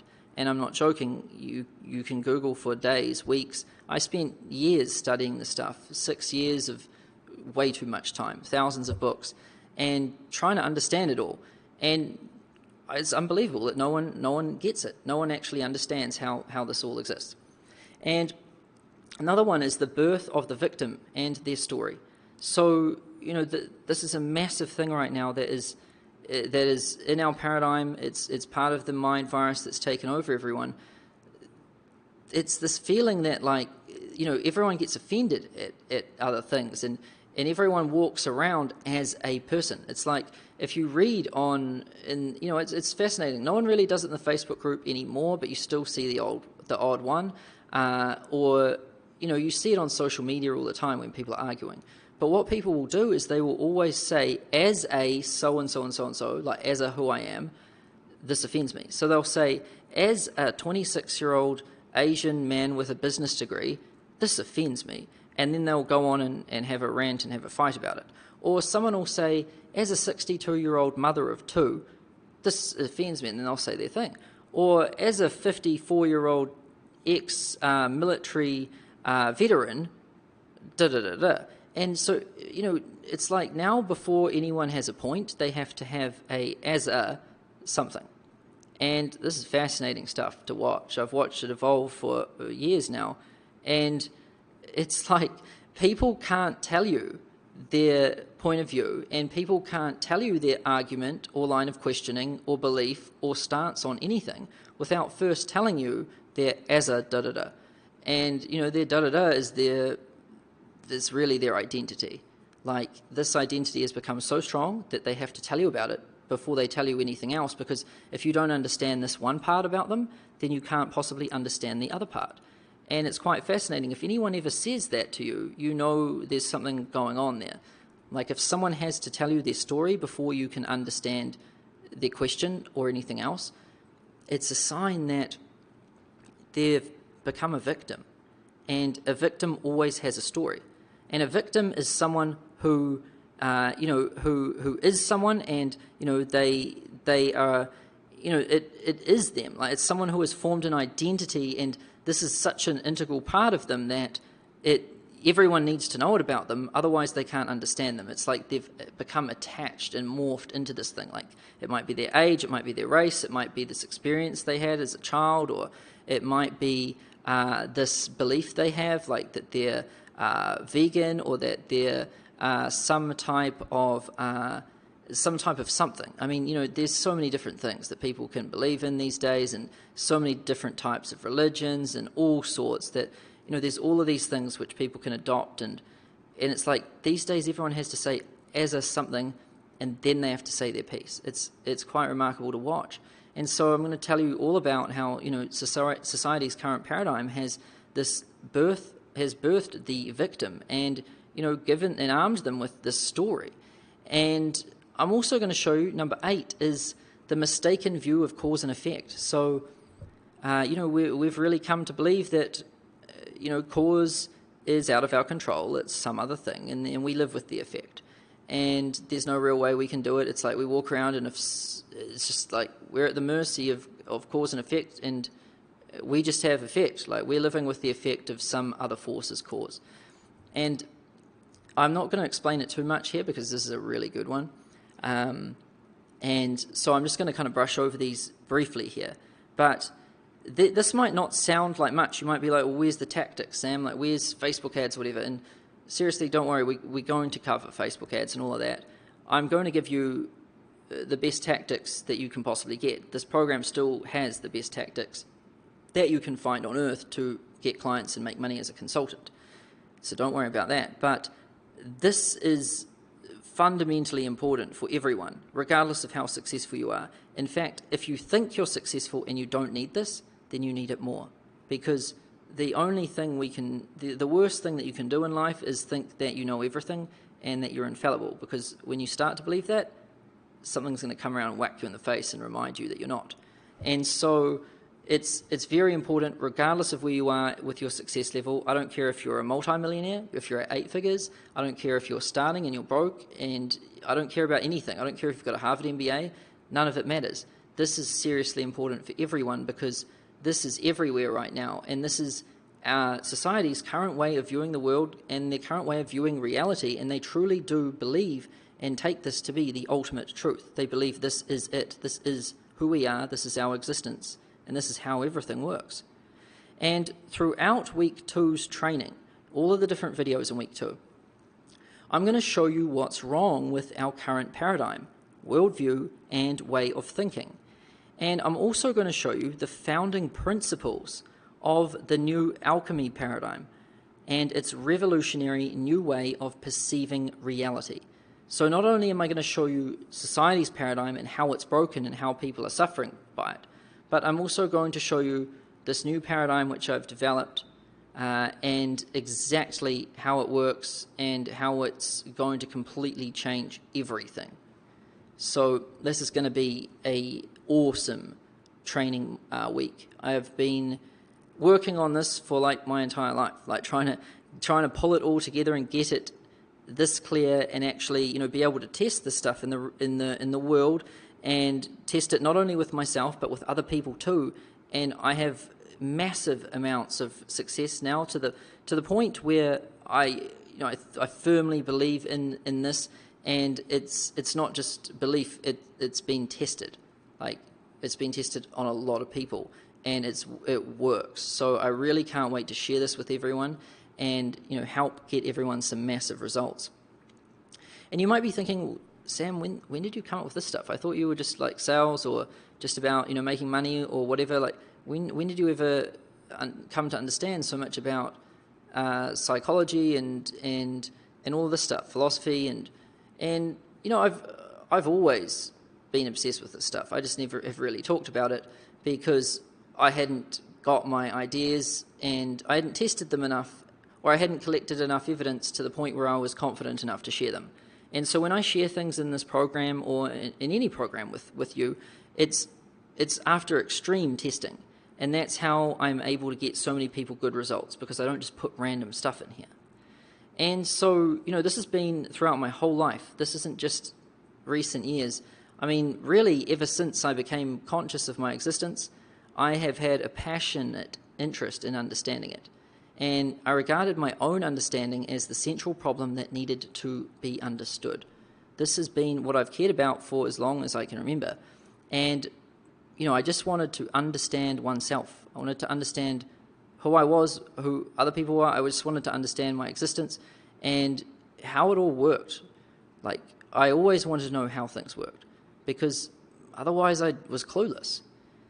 And this new paradigm is the culmination of my life's work to date. It's the synthesis of a lifetime of observation, study, experimentation, and obsession. And I have put thousands of hours of work into this, and well over 20,000 hours, really. Like mindset and psychology and understanding all of this stuff has been my obsession, and I've finally got it to the point where it is powerful and ready to be, applied by everyone and ready to be shared around to really help everyone. And I battled with myself releasing this information because I wasn't sure the world and my audience was ready for it. I kept putting it off. I was like, I don't know what to put in here. Like, I don't know how far I should go. I don't know if I should just kind of water it down and give people a light version, or I don't know if I should really just reveal the whole thing, because I wasn't really sure if people could take it. But then I thought, that's a stupid thing to think, because throughout, my observation, whenever I've taught someone more of the stuff, they have done way better. And an example is Andrew Argue. I mean, I've really, because he's been so hungry for improvement, I've really piled on a lot of this understanding. Like, you ask anyone who's in the mastermind with us, I mean, I've really totally applied this sort of stuff to him, and it's completely changed his life. Like, the guy is not the same person today who he was back then, and he used to make $17,000 a month in January last year. Now we're 14 months later, and he makes $400,000 a year. That's a profound difference. $400,000 a month, sorry. It'd be an awesome jump if that was per year, but he actually makes that per month. That's more than $5 million a year. So, what made him have that massive shift? It was really teaching him this and allowing him to see things differently.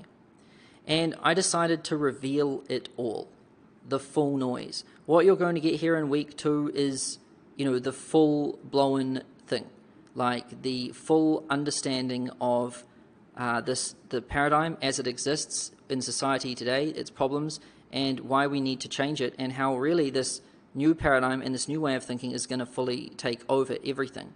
So if you're ready to embark on a great journey to become whoever you want to be in life, this revolutionary alchemy paradigm is for you. And prepare to have your head blown off your body. Seriously, what you're about to learn throughout week 2 is so profound, it's like seeing it for the first time. And this is what people say. It's funny, we listen to the testimonials. People are like, I see things differently now. Like, I didn't see any of this stuff out there before, or I wasn't aware of this. It's like we can kind of hear what they're trying to say. And it really is like seeing for the first time. I remember I used to walk around and I couldn't see opportunity anywhere. I thought that all good ideas were already done. That's what a lot of people do. There's a sign of a very, very, very rotten and poor paradigm. If you think that everything good has already been done, or that there's no ideas left, or that there isn't enough money in the world to go around, or if that money is scarce, if you think that any of these, or that it's hard to, be successful, or any of these things, I mean, it's just a sign that your paradigm and worldview is faulty and it needs repairing. And until you repair it, until you really start to see things accurately, then it's going to be very hard to be successful. And so in each module throughout week 2, I will reveal more issues with society's current way of thinking and introduce more of the alchemy paradigm and its founding principles. So, there's a number of different founding principles which I've put together, and they all really come together. So the conclusion of all of these videos together, so if you watch every video in week 2, and I recommend you do it in order, then all of these different founding principles will come together and form the alchemy paradigm and worldview, and you will then fully understand it and fully be able to go out into the world and see things which you never saw before.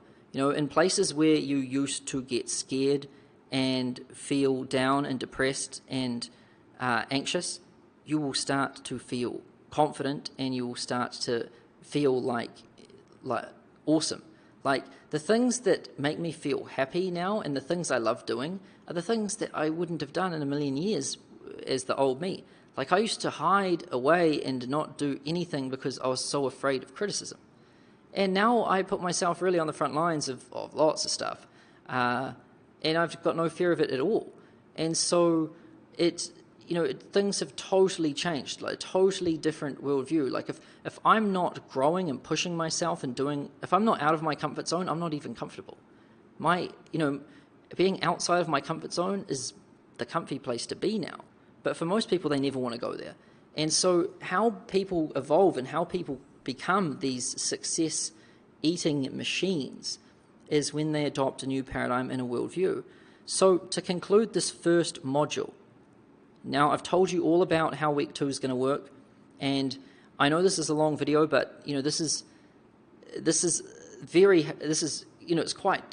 quite challenging to try and put all of this stuff into words, because it's a very advanced and it's a very different understanding of everything.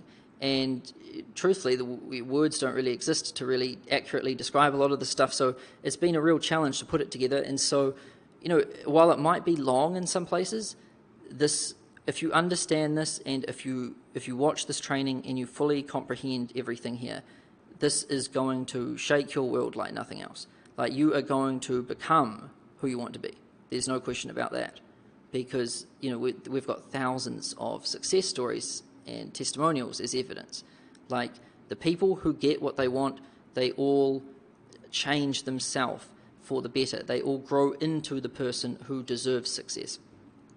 So to conclude this first module, what is the dark force that seems to be against you and making you suffer?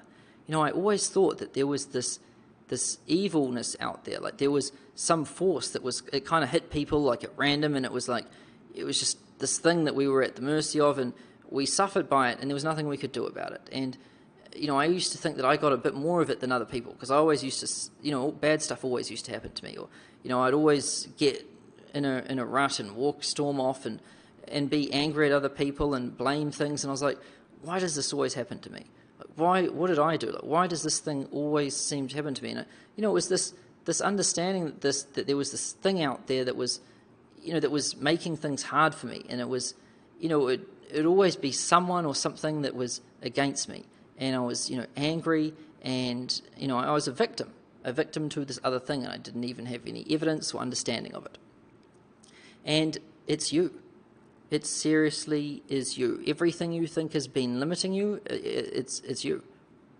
It's always been you, it always will be you. And saying that it is someone else or something else is only a surefire way to guarantee that you never get it. So you really need to come to grips with this and take responsibility for where you are in life right now. Like, you did it, you built it to spec. You, as a person, you built them. You built who you are, and you're going to be responsible for building who you're going to be in the future years and everything. And so you really need to take responsibility for it and understand it. And you have to realize that where you are in life right now is because of nobody but you. And you have to realize that the thing you're blaming isn't the thing at all. It's you. The voices, the doubts, the devil, the fears, they're all you. And this is the first issue that we're going to address with society's current paradigm. And this is number one.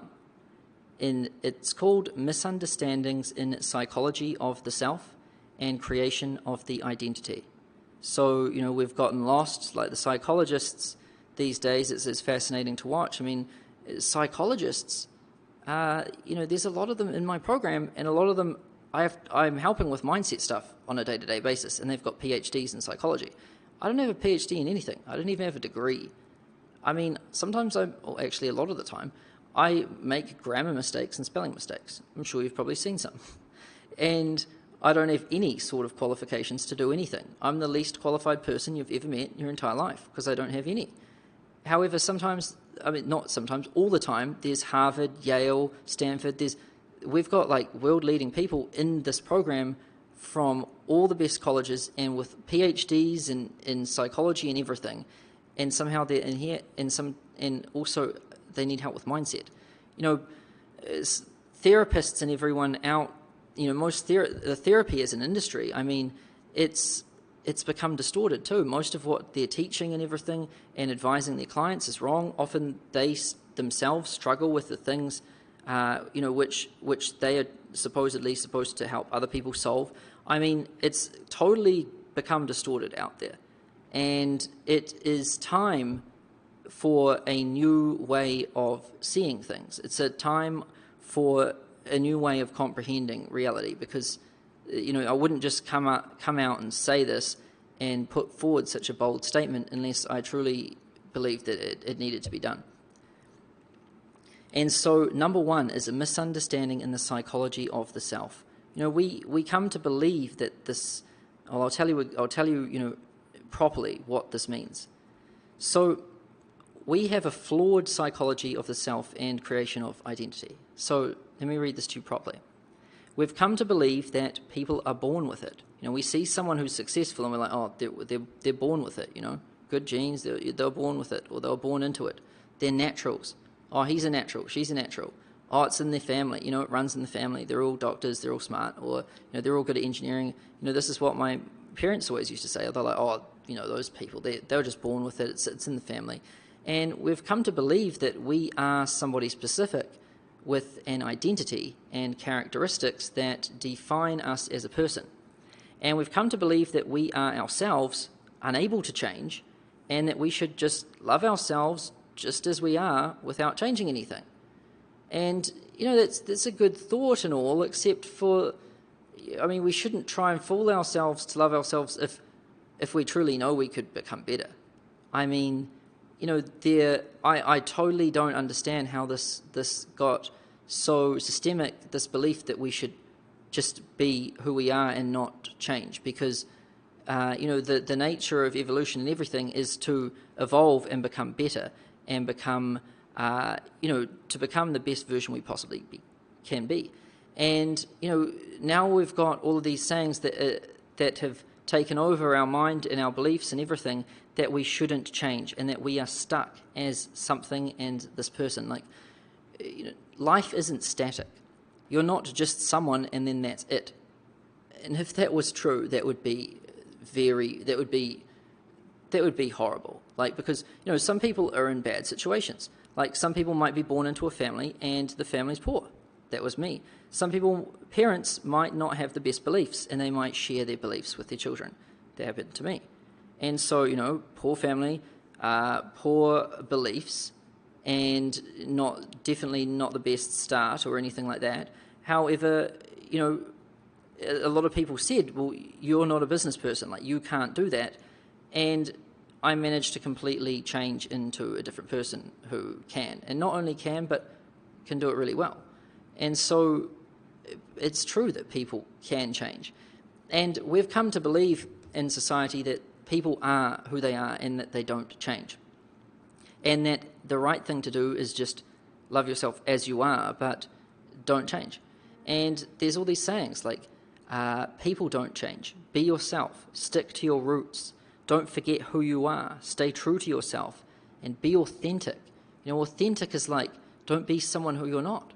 And this one used to run through my head all the time. And I was like, man, I'm a big fraud and a liar, and I'm so inauthentic. Like, why am I doing this? Because I was trying to start a business and make money, and totally evolve into something else. But my history, my past told me that I wasn't very smart and that I'd never achieved anything in life. So why would I achieve this? And everyone else thought I wasn't. So who was I to think that I was? And I had to try and act like this business person, because that's who I was trying to be. But whenever I did that, it was just like, it just felt so inauthentic, because I was trying to be someone who I wasn't. And that's the only way you can grow. Like Michael Jordan wasn't just born with a basketball in his hand and just able to immediately just be the best basketball player in the world. He had to evolve and grow into that. And in fact, people used to tell him that he wasn't good at basketball when he started out. Most people told him that he'd never be good, and he still did it. So, we've come to believe that we are something, but everyone's born the same way.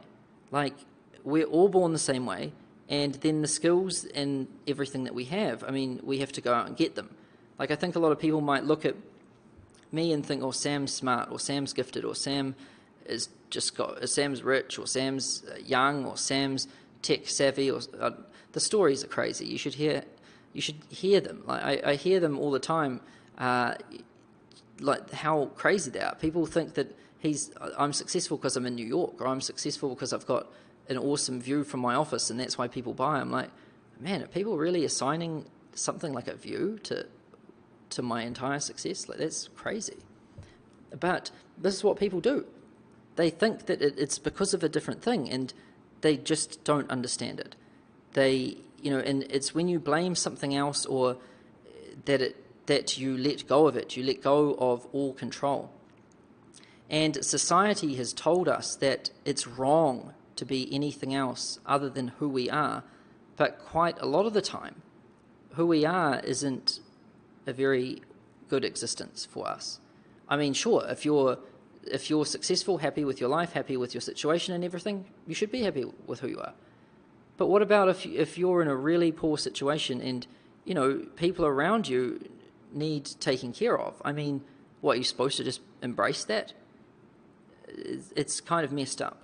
And so, we've come to freeze everyone as the self, and we've given everyone these identities. And this is why people need to say their identity before they even speak these days. People say, as a 26-year-old Asian with a Harvard MBA, I am offended by what you said, and then they'll say their thing. And everyone's always offended these days. And if someone gets offended at anything, it's a sign that they've got an identity.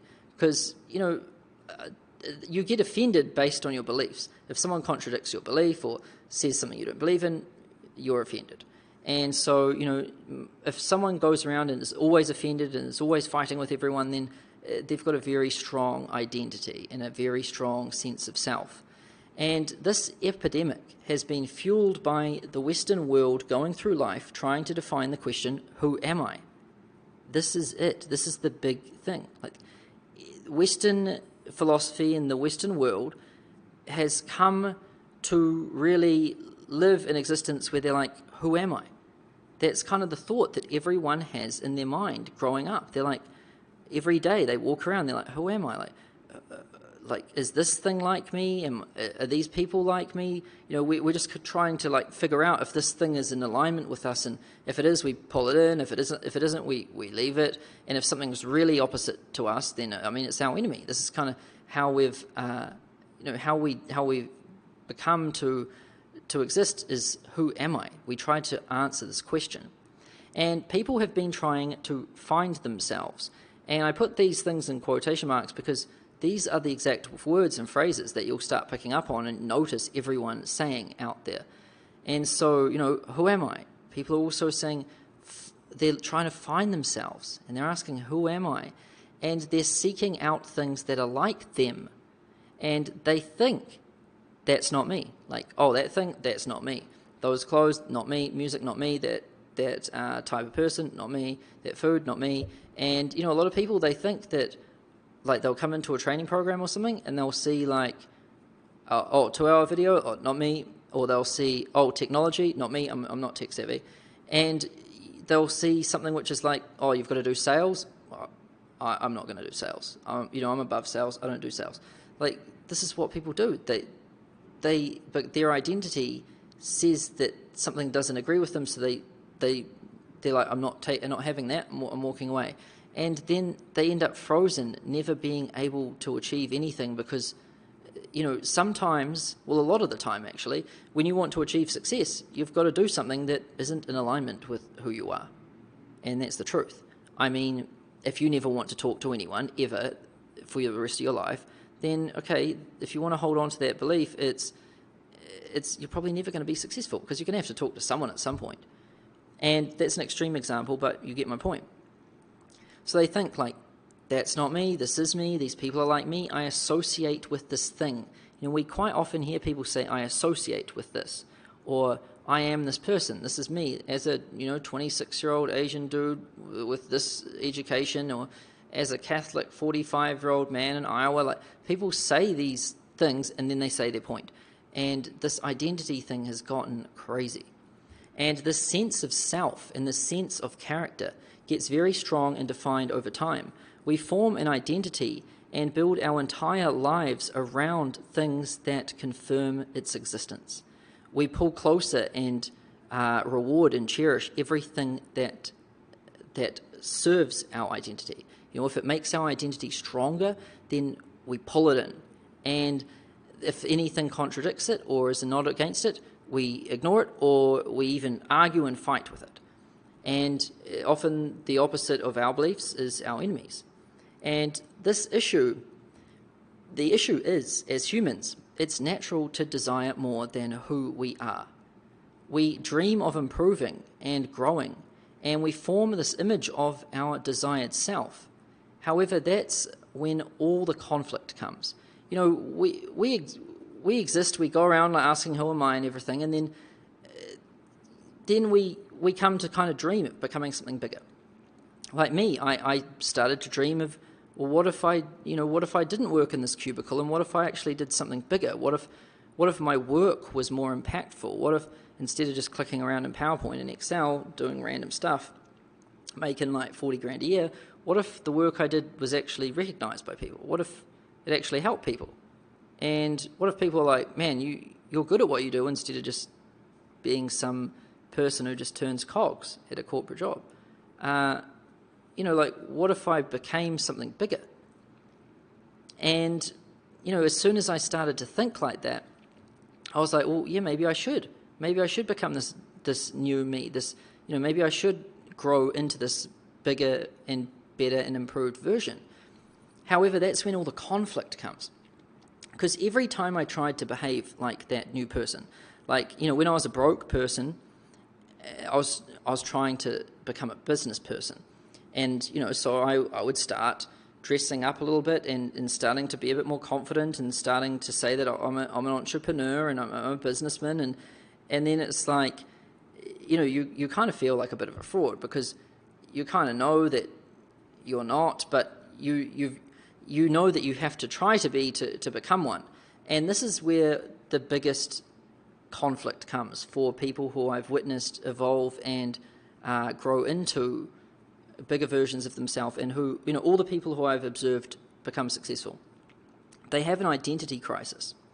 And an identity crisis is simply when who you want to be, your desired self, is different than who you are right now.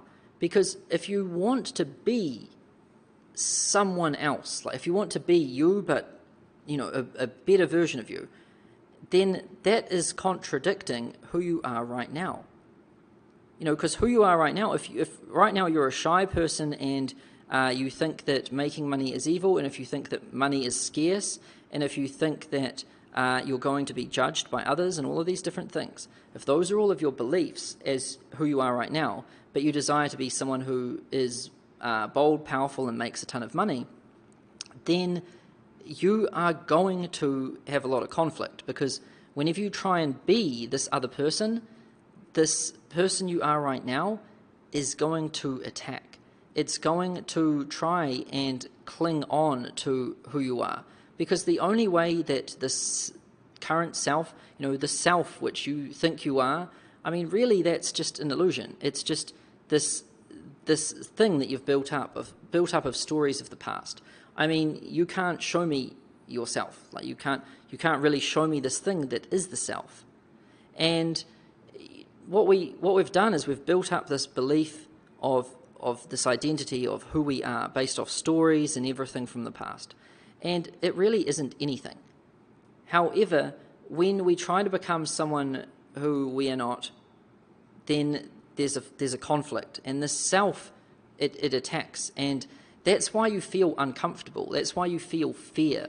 Like whenever you feel fear, like trying to do something, it's because it's not in alignment with that old self, the old you.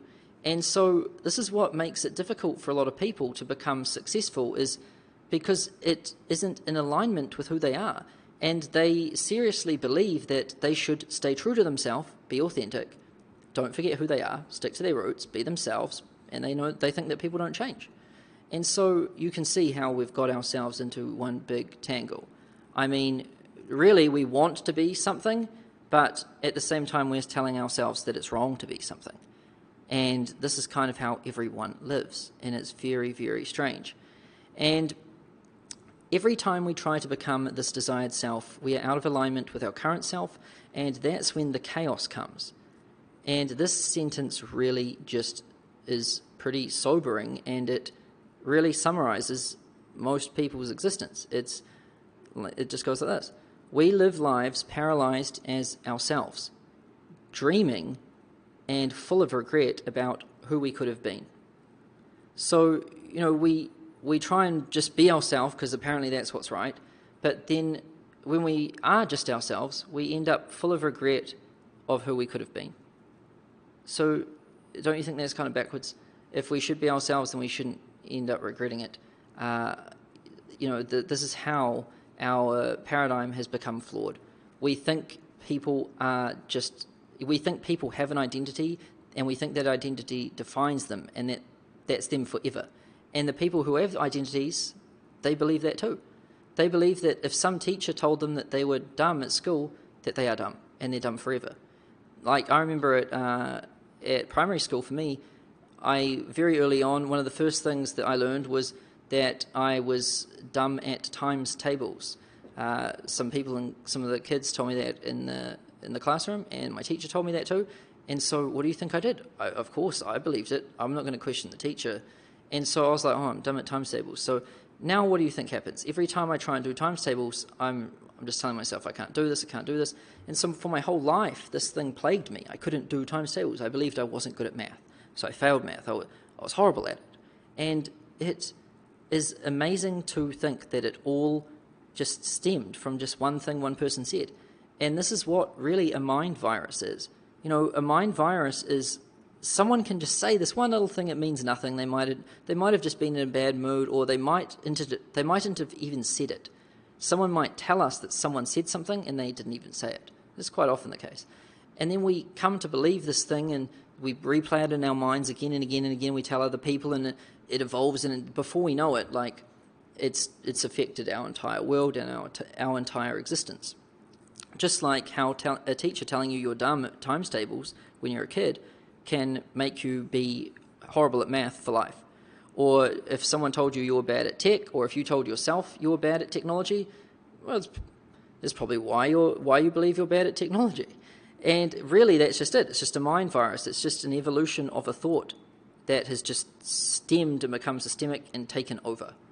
And this is what has happened to our philosophy and our paradigm and worldview. And we need to change it if we want to improve things and really grow into and evolve into, better, bigger people, bigger than who we are right now.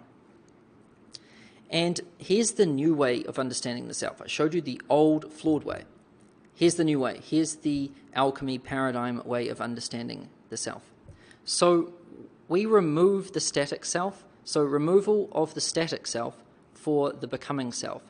So the static self is the self that just is. It can't change. It's like, oh, you are who you are. Just, deal with it. Be grateful. The Western world has cemented beliefs like be yourself, stick to your roots, don't forget where you came from, don't lose yourself in pursuit of success. These are things. These are things which people say all the time. And have you ever stopped to think about who you really are? Seriously, have you ever stopped to think who are you really? It's a pretty profound question, and it's amazing what happens when you start to really question that. You're like, well, there's really nothing there. It's just, but then you're like, what? How can that be? I am this person. That's when your identity starts to kick in again, and you start to puff up your chest. And you're like, no. I am this person. I'm proud of this person. This is me, and this is the sense of self. And where is this thing you call the self? I mean, can you really identify it to me? Can you show it? Can you pull it out? Can you explain it? Because nobody can. And it's because the self doesn't exist. We've become, we call ourself ourself.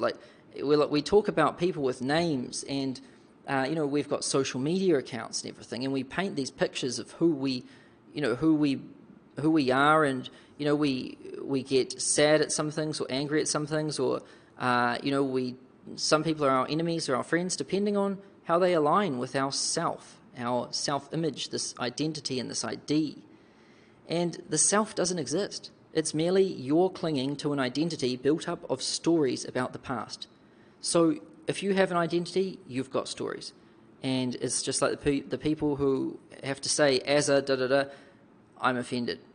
And then they tell their story. Then they get to their point after they say, as a this person. And, that's a story. That's an identity. And that's a self.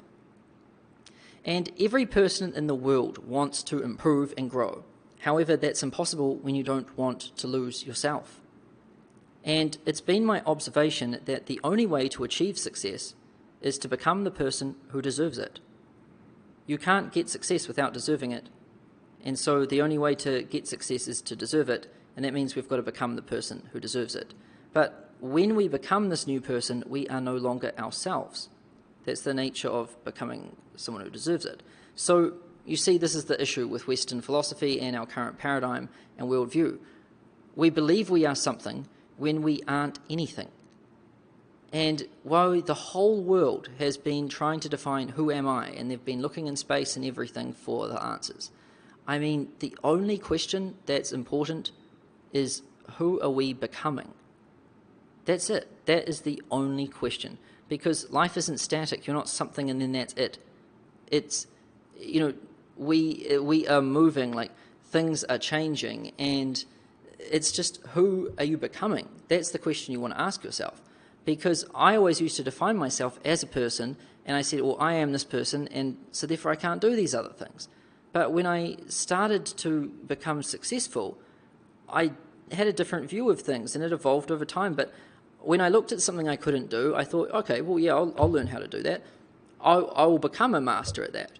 When I looked at the consulting world, I mean, when I first became a consultant, I couldn't even get a client. It took me a year to get a client, and, but then when I did get a client, I was only getting paid nothing. People thought I was just some kid who didn't really know anything, and truthfully, I probably was. But, I started to learn some things. And a lot of people kind of mocked me or laughed at that I thought I could be a consultant because I didn't have a degree, or I didn't know any. They didn't think that I knew anything. However, somehow, it's only been like 4 or 5 years, and I now own consulting.com. We have the most powerful program for consultants in the world, and we're definitely the market leaders in this niche. And my email list is getting close to 1 million people. That's a lot of people. About 5,000-6,000 people opt into my email list a day. I can't remember the last day where we didn't make more than 100 grand a day. And this year I'd be pretty disappointed if we didn't make 50 million. And, so what on earth happened? How could someone not get a client for a year, then pretty much everyone make a mockery, be a mock to other people because they thought he couldn't be a consultant? How could that same person within 4 years own consulting.com and go on to make like 50 million a year? Well, this is it. It's because I had a vision of who I wanted to become. I was never, and I still am not, who I am now. I am just always who I want to become. Like, there's a really awesome saying that I love, and it's like, you've always got to have a hero. No person should really live without having a hero, because there's always got to be something which we're chasing and looking up to. And without that, we get lost. And so, a lot of people put here, they choose their hero to be someone who isn't them. Like, that might be a sports player or something else, or a video game person, I don't know, something which isn't them. But, the best thing to do is to make your hero you in 1 year, and then you in 5 years. Your hero should be you, but just a better version of you, about a year out. And you should just be constantly chasing that hero.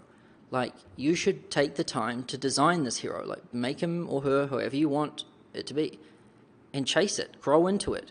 And, your hero should always be you, just a better, improved version.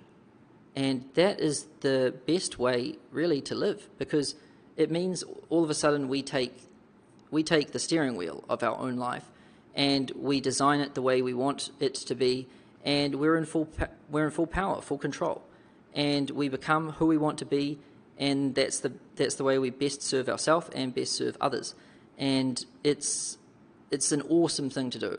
Like, I can't, it's not just about the money. Like, you will be able to make a ton of money doing this. I mean, that's part of the reason why we bought this program, but it will also improve every other aspect of any area of your life. You can use it for everything. You just have to let go of who you are, because really you aren't anything. There isn't such a thing as the self. The only thing that's important is, who are you becoming? What is this character that you're growing into? And if you don't know, then that means that you're just rolling the dice and leaving it up to chance. And when you do that, you end up being someone who you don't want to be, and you end up making mistakes. It's like going to the airport without a ticket. You might end up in Africa and then wake up one day and be like, oh shit, I don't want to be in Africa. That's what will happen if you don't know who you want to be. And it's like taking a random walk. You need to have intent in life, and you need to have a hero, and that hero should be you, and you should be constantly growing into that. And so here's a look at the two selves, this new idea which I have introduced with the new alchemy paradigm. So the static self, we say with the static self, who am I? We try to answer that question, like, who am I as a person? What is my identity? And you're born this way, and you can't change who you are. That's what we think. We're like, I am this person, I've just got to deal with it, I've got to make the most with it, I just need to come to grips with the fact that I'm never going to be happy. This is what people say. It's crazy. I need to come to grips with the fact that I'm dumb. What? Like, people aren't dumb. The only reason people are dumb is because they think they're dumb. I mean, it's really as simple as that. This is coming from someone who thought they were dumb, and who teachers told were dumb too.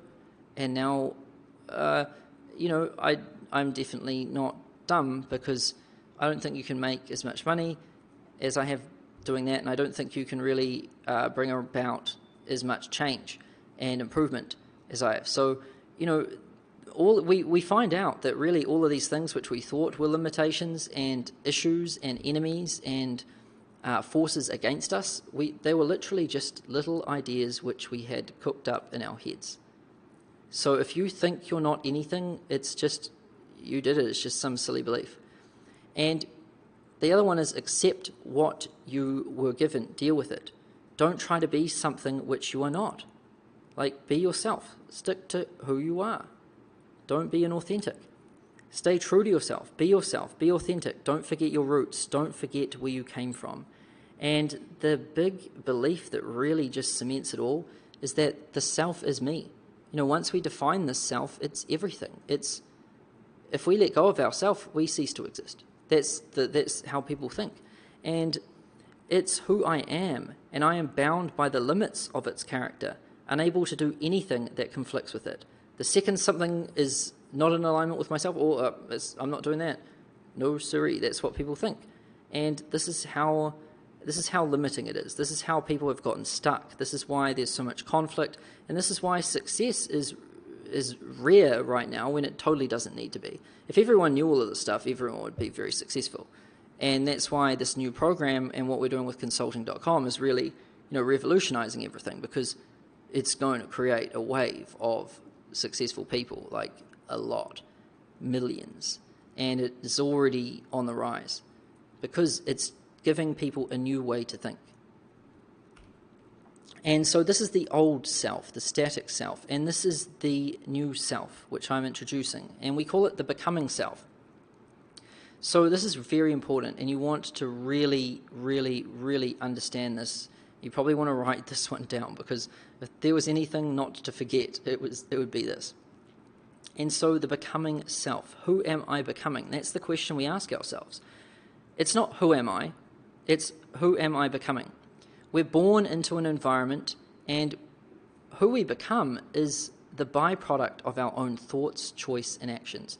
You see, with the other self, you're born this way and you can't change who you are. It's just, we've got to deal with it. But with this new understanding, we're born into an environment, and for some part, like, the environment has a bit of an effect on who we are based, just on the environment. However, it's us that, really defines and chooses who we are. And it's just a byproduct of our thoughts, choices, and actions. And we accept, instead of with the old self, we don't accept what we were given and then deal with it. We accept that we can be whoever we want to be and achieve whatever we want to achieve. Like, that's literally our acceptance. We can be whoever we want to be, and if we're not, then, well, we did it. We just obviously didn't set enough intent, we didn't try hard enough, or we didn't put in the work. That's it. It's simple. It's so easy. There's no one else to blame but us, and it's the perfect person to blame, because it just means that if you want to change it, you can. It's just a decision. And become whoever you want to be, and don't feel bad about losing yourself in the process. We have no attachment to who we are with the becoming self. And we understand that any feelings which arise from our old self trying to exist and cling on it's just natural. Like, if we're trying to become someone who we are not, it's going to be a little bit uncomfortable. But when you become this new person, it's gone. Their old self is just gone. And so, it happens to everyone when they try and do stuff. You'll notice as you go through this training, you might be a little bit uncomfortable. You're like, oh my God, I've never thought about things this way. Or, oh my God, I'm actually studying or reading or watching things. I don't usually do this. Like, maybe I shouldn't do this because this isn't who I am. But trust me, these are all good things. If you start to panic and freak out a little bit like that, it's good. It means you're changing. And when you start to change, that's when results come. And often the best results come after the most intense change. So, the more uncomfortable you feel, that means the more you're pushing yourself, and the more you're pushing yourself, that means the bigger the barrier you're about to bust down. And the bigger the barrier, the more money and success is behind it. You just want to become an animal at smashing down barriers and growing and evolving. And the self doesn't exist. It's merely an illusion clinging to an identity built up of stories about the past. We let go of all attachment to the self. We just let it go. We're only who we're becoming. We don't have any identity. We don't say things like as a da-da-da-da. We're not a as a anything. We just have a question and we ask that. We don't feel the need to put our identity in there because, an identity, it just causes all sorts of issues when there doesn't need to be any issues. We are only who we are becoming, and that's it. And the person you believe you are is nothing but an illusion veiled over your eyes by your own imagination. You are not anybody. The only thing that's important is, who are you becoming? That's the question. That is the thing. That is the most important question a human being can really contemplate and think about. And it shouldn't even really be a human being. It should be a human becoming. Because that is how important it is. Being is really an illusion. We aren't existing as we are. We are always becoming something. And so that is this is the first point of many about what's wrong with society's current paradigm and how we have changed it in the alchemy paradigm, which I'm teaching you. And so this is the first point of many. And throughout these videos in week 2, we're going to keep covering them. And this is a big, important one, which you must understand and take on right now. And as soon as you've done that, awesome, let's move on to the next video and let's get through this training. And I can't wait to see the profound changes and improvements that everyone's able to make to themselves and their lives through this. Thanks.